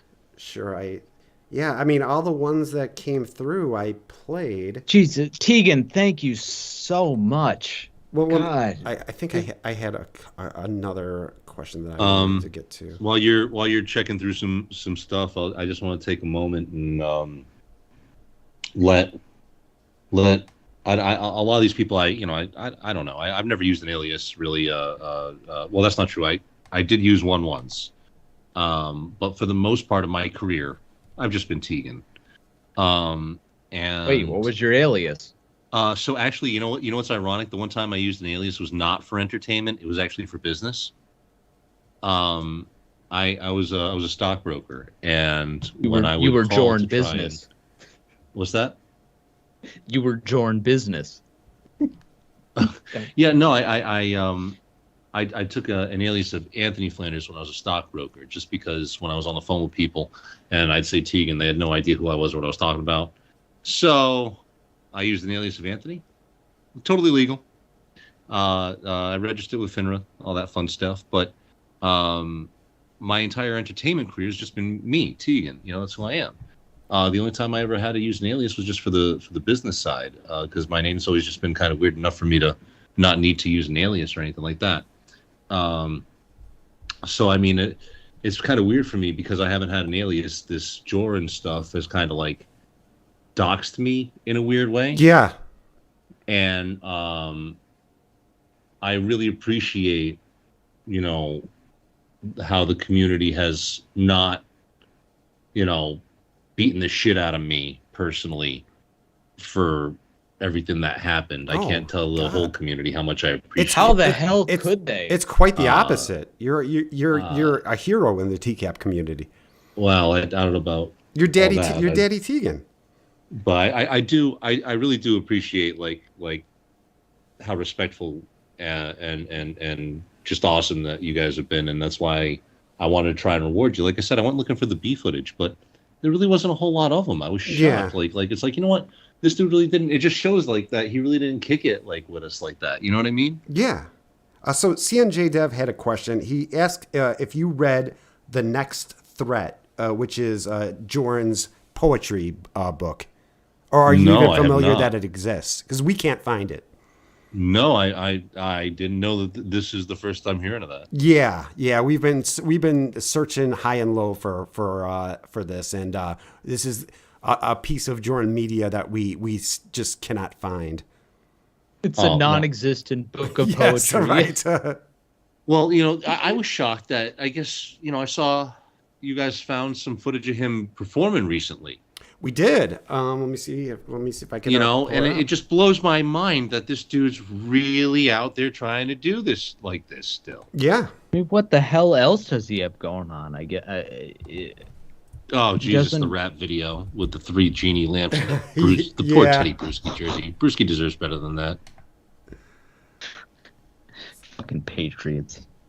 So yeah, we can actually play some of Joran's new jams. I don't think I'll put the video up for it because you don't really need it. Do you want to round out the yeah, I could. You know what? Here with some music. Let me see if anybody else has. So I got to all the questions that I saw in the chat. Oh yeah, if anybody got one they want to lay out right now. Yeah, please do that. do. What do you call it? Q&A session? Yeah, a little Q&A, a little round table. There was. Let me see. Oh, here we go. Very important. Who's going to win the Super Bowl this year? Buffalo. Come on, man. I hope so. Anyway, God. Man, Damn, you know I've been right. I'm a Bills fan stuck here in Pat's country, so it's been rough, homie. Tegan, we're literally going to be best friends. Regardless of how you feel about it or not, it's going to happen. I'm telling you, I'm in. So help me God, I will throw you through a flaming folding table. I'm in this season. I'm in. I took the ride up there. I was there for that Bills-Pats playoff game, exerting 20-plus years of demons. So no way. Fitzy was shirtless. I was drunk, and the Bills won by like 30. You were there? Awesome. Dude, my brother was there. Oh my God, that's amazing! Wow. Awesome. You were the good luck charm. Holy shit. Well, the tickets were like dirt cheap because it was like -4 or something. Yeah. I had a beer turn into a slushie in my hand. It was awesome. I was like, whoa. My brother said that was the most miserable, freezing cold weather he's ever been in, but he said I would do it 100 times over because it was heaven. It was the perfect game. Oh, it was one of the better experiences of being a Bills fan I've had in a long time. So you're telling me, did Joran reach out to anybody else? Like, did Joran try to plead his case so he didn't to you, but do you know, did he reach out to anybody else to try to plead his case? Not that I know of. Okay. I mean, I know I mean I deaded him that day. Like that call, that was that. And to my knowledge, like the only reason that I think that you even were able to get that recent footage of him is I think that dude, I believe I met that dude once, and he is really nice. Like, he's got some kind of like open mic that he runs in this like converted church or something. Mm-hmm. And I think that is where he's still trying to put himself out there on or something. But I'm baffled by the fact that this dude hasn't gotten the fucking hint. Yeah, no, clearly hasn't, because after he was on Steer Music, he wrote a song about making love all night long or some shit. 3 weeks after the fallout from. Well, he took a solid 3 weeks of self-reflection. Yes, Totally right. okay now. He took that crash course in therapy, the 3-week express class. He literally looked himself in the mirror and said, "Nah, I'm fine." Yeah, you're all good. You're good, baby. 3 weeks, we're good. I grew a little bit of a beard. I'm a different man now. Yeah, you're right. I didn't dye my facial hair, so new man. New man. Joran. Yeah. Fucking asshole. Jesus. And Shin asked, we did cover it, but did he tout his acting credit from Cricket Snapper to the troupe? And so he did mention that like he was in this movie or whatever, but I never saw it. In fact, to this day, I haven't seen it. Although I have, thanks to some of the lovely creators of this community, caught like some clips of him in it. And that's really all there is. Tegan, he's in it for probably a grand total of 4 minutes. And well, actually, so again, I don't know. This is now I'm spreading rumors and gossip, but I had a few beers, so that's all good. But I had heard that basically the guy who made that film, or the person who made that film, Lawson Wells. Now, I know that somehow it was funded by like the Church of Satan or something, right? Yep. But I guess that the guy who wrote it, like he basically did everything himself. Like he self-shot it, he self-directed it, he wrote the damn thing. Yeah, I guess he did pretty much everything head to toe to it. Yeah. And apparently he was even able to get that. I guess that movie had like an actual premiere. I don't know if you guys are aware of that. I did not know that. Yeah, no, like it actually like had a premiere and like on a screen in a theater. Oh my God! We get like the Cannes Film Festival or something. Right? Like, that actually got some kind of whatever. And so kudos to that guy for taking that project that far. Yeah. Wow. Did Joran mention going to the premiere? I can't wait. For the Blu-ray. No, he never mentioned. I didn't find out about that until after the fact. Okay, so you knew that there was a movie, you just didn't know what it was, you didn't know anything about it. You just said, I was in a movie and once. In fact, it was only after the exposure of him that someone kind of let me know the history of that film a little bit more and what that guy, kind of went through to make his vision kind of come true to the best that he was able, and that's all. Just wow, wow. So, freelance Dome Day Lita asks a question. How did Joran respond to criticism? Poorly, very poorly. Yeah, that's kind of what Steve is saying. The same thing. If he didn't blatantly disregard it, or just kind of go, and then just like disregard it. If he didn't do that, then he would act as though you had offended him by pointing out how he could possibly have improved. Right. Yeah, that's kind of it's kind of what he did around here. I mean, like he basically thought of everybody as a troll. So if you were giving him criticism in his comments, he would fuck off, troll. He'd upload a video that would get 30 dislikes and 2 likes but no comments. He'd be like, yeah, I guess that wasn't well received, but nobody left any negative comments, so I'm guessing that it's okay. Yeah, that 15-to-1 ratio. Yeah, he didn't understand being ratioed. So is Daddy Tegan aware that Joran has a body count? And I think Cookie Whoopi Pie is referring to the fact that Joran killed DMX. Yeah, he's killed. Who else has he killed? I can't think of. Sometimes he's seen things. Bill Withers. He killed Bill Withers. Yep. Oh yeah, no, he definitely has like some weird thing with like ethnicity and. So you witnessed that too, where he was like very focused on, like I'm Latino. Which is like so fucking weird because like nobody around here anyway, all right, very few, minority then, let me say this at least, because I don't want to speak in absolutes, right, exceptions to every rule, but somebody who Portuguese is not going to call themselves a Latino, bro. Right. I've never heard that before. Like, that's not, they don't identify as that.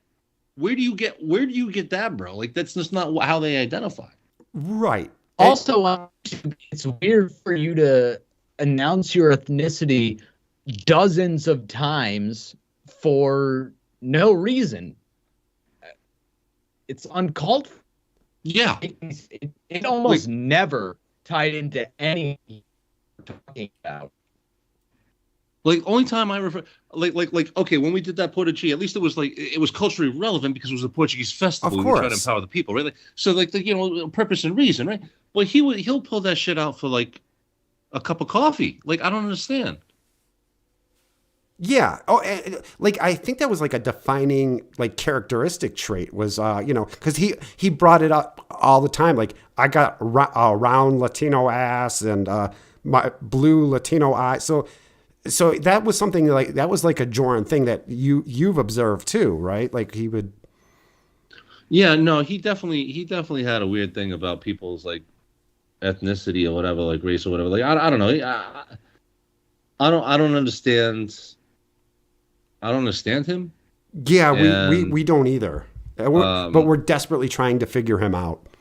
Well, I didn't understand him when I worked with him. Yeah, right. Well, that's fair. I was trying to, I was trying not to be judgmental because I've been judged. I've been outcast, unduly, and sometimes duly. Maybe it is because I haven't had the talent, and I know what that's like, and maybe it is, and I know that for a fact at times.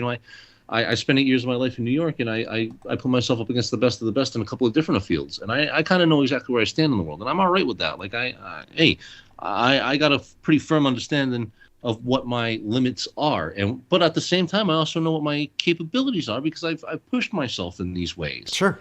And I don't think that he really has that kind of mind. I don't think that he wants to I don't know that he has a good why. Why are you doing this? Yeah. Why? Yeah. Right? I don't think that his why is strong enough for him to be able to have any kind of depth in anything that he ever does. And that makes me just feel a little sad for him. But again, I'm not throwing him no pity party, man. He don't deserve it. Oh, no. Because, he tries, he's also aware that he's a pitiful person. And he tries to act as he acts as prey when he's a predator. Like he acts pitiful to attract prey in a way. You know what I'm trying to say? Yeah, I do. Yeah, like it's almost like playing dead. Like he's dumb, but he's not that dumb. Right. He's smart, but he's not that smart. You know what I mean? Yeah. Well, I mean, yeah, And that's exactly how Lorne is, kind of. And that's what makes him so fucking dangerous because people want to give him a shot. Mm-hmm. You guys want to give him a shot. We want to give him a shot. The burlesque people want to give him a shot. The music people want to give him a shot. Sure. Because overall, creative people want to work well. Creative people want to encourage creativity, want to see something built out of this world. And he's going around trying to exploit that. And that pisses me off, man. Yeah. That pisses me right off. Absolutely. Mr. Clobber and Dad, if it's all right with you guys, it's getting a little late here on the East Coast, and I had one more question I wanted to ask before we split. And I don't know if you can even recall such an event, but what was the worst that you've ever seen Joran bomb?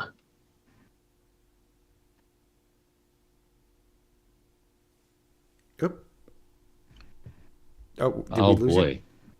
I was thinking. There's definitely been times where he's played a song and it's like, fuck, man, please, I just can't wait for this to be over. Right. I think that those moments are probably the closest that he's had to bombing with me. I'm very fortunate that I've managed to cultivate a really positive vibe of people around me, of supportive people, and so because of that, I don't think that he experienced the type of reaction that his performance would have warranted. I think that we were just trying to be nice to him. And I think that in some way, somehow, that hit his ego as like he's some kind of super suave alpha male, ladies man, can do everything kind of mindset or something. I don't know. Yeah, it's wild. Yeah, we don't get it either. From what you've told me, though, if you consider, if measure all the times that you took a chance on being nice and including somebody, for every one Joran, there was 10 or 15, genuinely good standouts. And that's a risk, I guess. Yeah, that's really well put. Mentally fucked up. Yeah, it seems like you have very high praises for a lot of the people that got to move on from this, and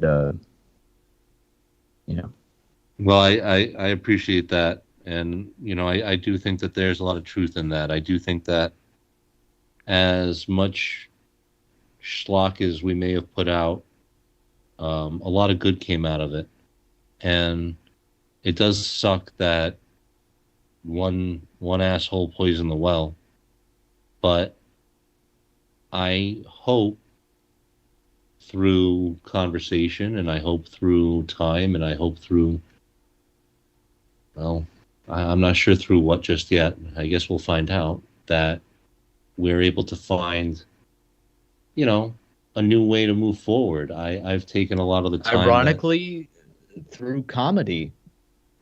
Yeah. Oh, I mean, laughter. he's hotter now than he's ever been. Are you kidding He me? really is. Like, that evil genie wish came true for Joran. Oh, 100%. That be careful for what you wish for, Yeah. kind of shit. Yeah. Yeah. Oh yeah. And it is. It's like everything he wanted. Oh, people want me to put out music. People want me to put out stuff. Yeah. Well, we do now. We want him to put out more comedy.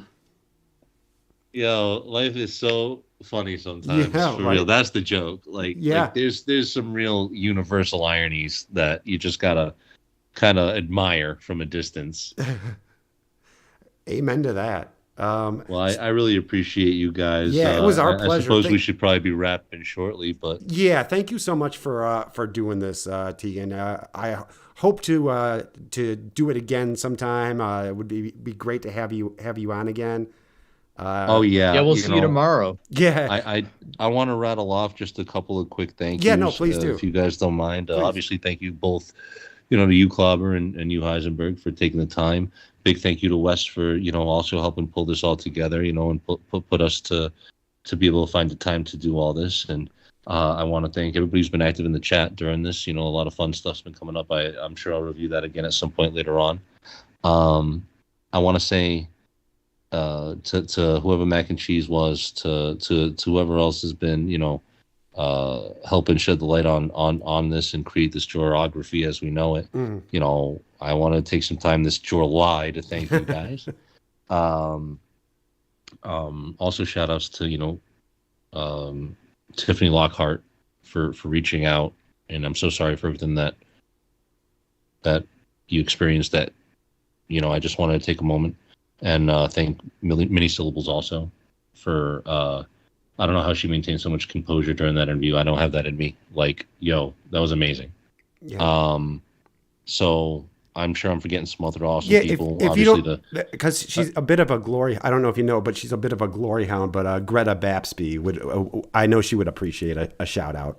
Oh, shout out to Greta Babsby. Yeah, there you go. I'll have to familiarize myself a little further. Yeah, Vexy and Honest. Yeah, yep. Shout out to Vexy and Honest. Shout out to WB/H. WB/H. Yep. Cornville 3-Way. adult girl in AMD. Was it Black Chick from Cali? I think that's honest. Yeah. Oh, that's honest. Pardon yes. me. Yes. There's a really good up and coming YouTuber named Chris Hansen who actually made a video about Joran. Shout out to Christopher Hansen and Kelly Slime Bucket Witch Lady. Yeah, and if you guys have any things that you think I should take a peek at, feel free to throw a link in there for me. I'll review this all again another time. Yeah, definitely. Kelly and Donde are both in the chat. They both also do a lot of Joran streams, so they're both worth checking out. Yeah, feel free to, like I said, if you guys would be so kind, just post it up in the comments or in the I'll definitely send you links to everybody. Yeah, you can hit me with the links. Yeah, however it goes, appreciate it, and thank you guys. I appreciate y'all taking some time to just hear me out a little bit, let me blather on, and thank you. Yeah, no, it was truly our pleasure. Thank you so much for coming on with us. Are you gonna play us off with a song? I'm gonna play us off with a little steer music. So let's hear this. Here we go. So good again. Thank you so much to everybody who hung out with us, and thank you Tegan, and to a much lesser extent, thank you Heisenberg. Good night, everybody. Let's hear a little bit of that steer music. All right. Let's do it. We'll try a very opposite tune that we've been working on. And not saying. Oh, you know what? I think I need to find a better. I think I need to find a more Joran one. So let me switch. We don't even know what this one is titled because it makes no sense. So this one is just titled what?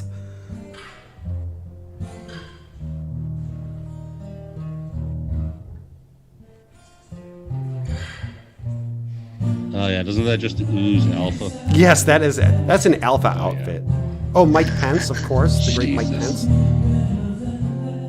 Mike Pence, who is I'm sorry to stop this for just a second, but Mike Pence, who is actually the godfather of Jorography.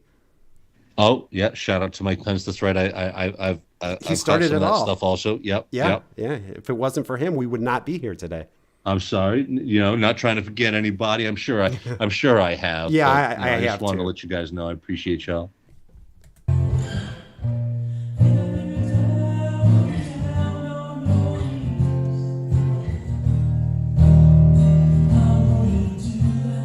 Peep that view count. Like, he does this like falsetto stuff a lot. Yeah. And I'm wondering, does he think that's making people swoon for him? I'm pretty sure that's the idea behind it. Yes. Gosh, it's just like toe curdling. You're right. Toe curdling. It's the definition of cringe. Yeah. Bob, you gonna leave a like on that video or what? I should, right? Yeah. There you go. I want that to hit the algorithm.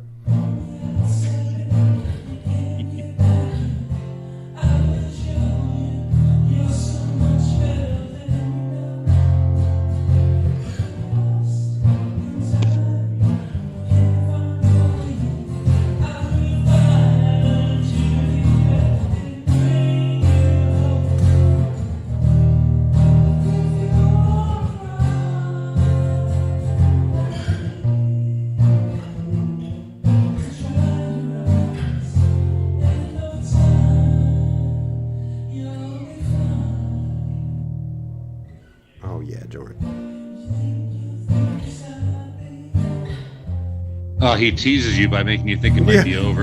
That's what I did. That's what I thought. I was like, oh, thank God. Yeah, thank God. No, yeah. Not again. And I have Wes is streaming right now, so I pinned that in the chat. So you guys want to hang out with the great wheat toast?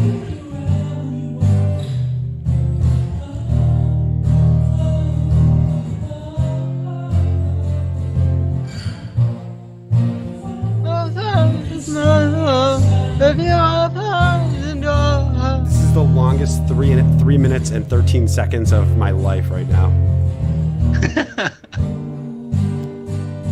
This has really only been on for not even 3 minutes. And I feel like I've aged 6 years. yeah, me too. Making music. I think we need to give this to the military as a new weapon against our opponents. Yeah, this is more cruel than waterboarding, I think. Throw some Joran in the speakers and Yeah. watch that foreign country crumble. Joran will overthrow dictatorships. This is what we need. This is how we can beat the Russians, you guys. Yeah. Joran. Joran is our key, and not as the 1%er, as steer music.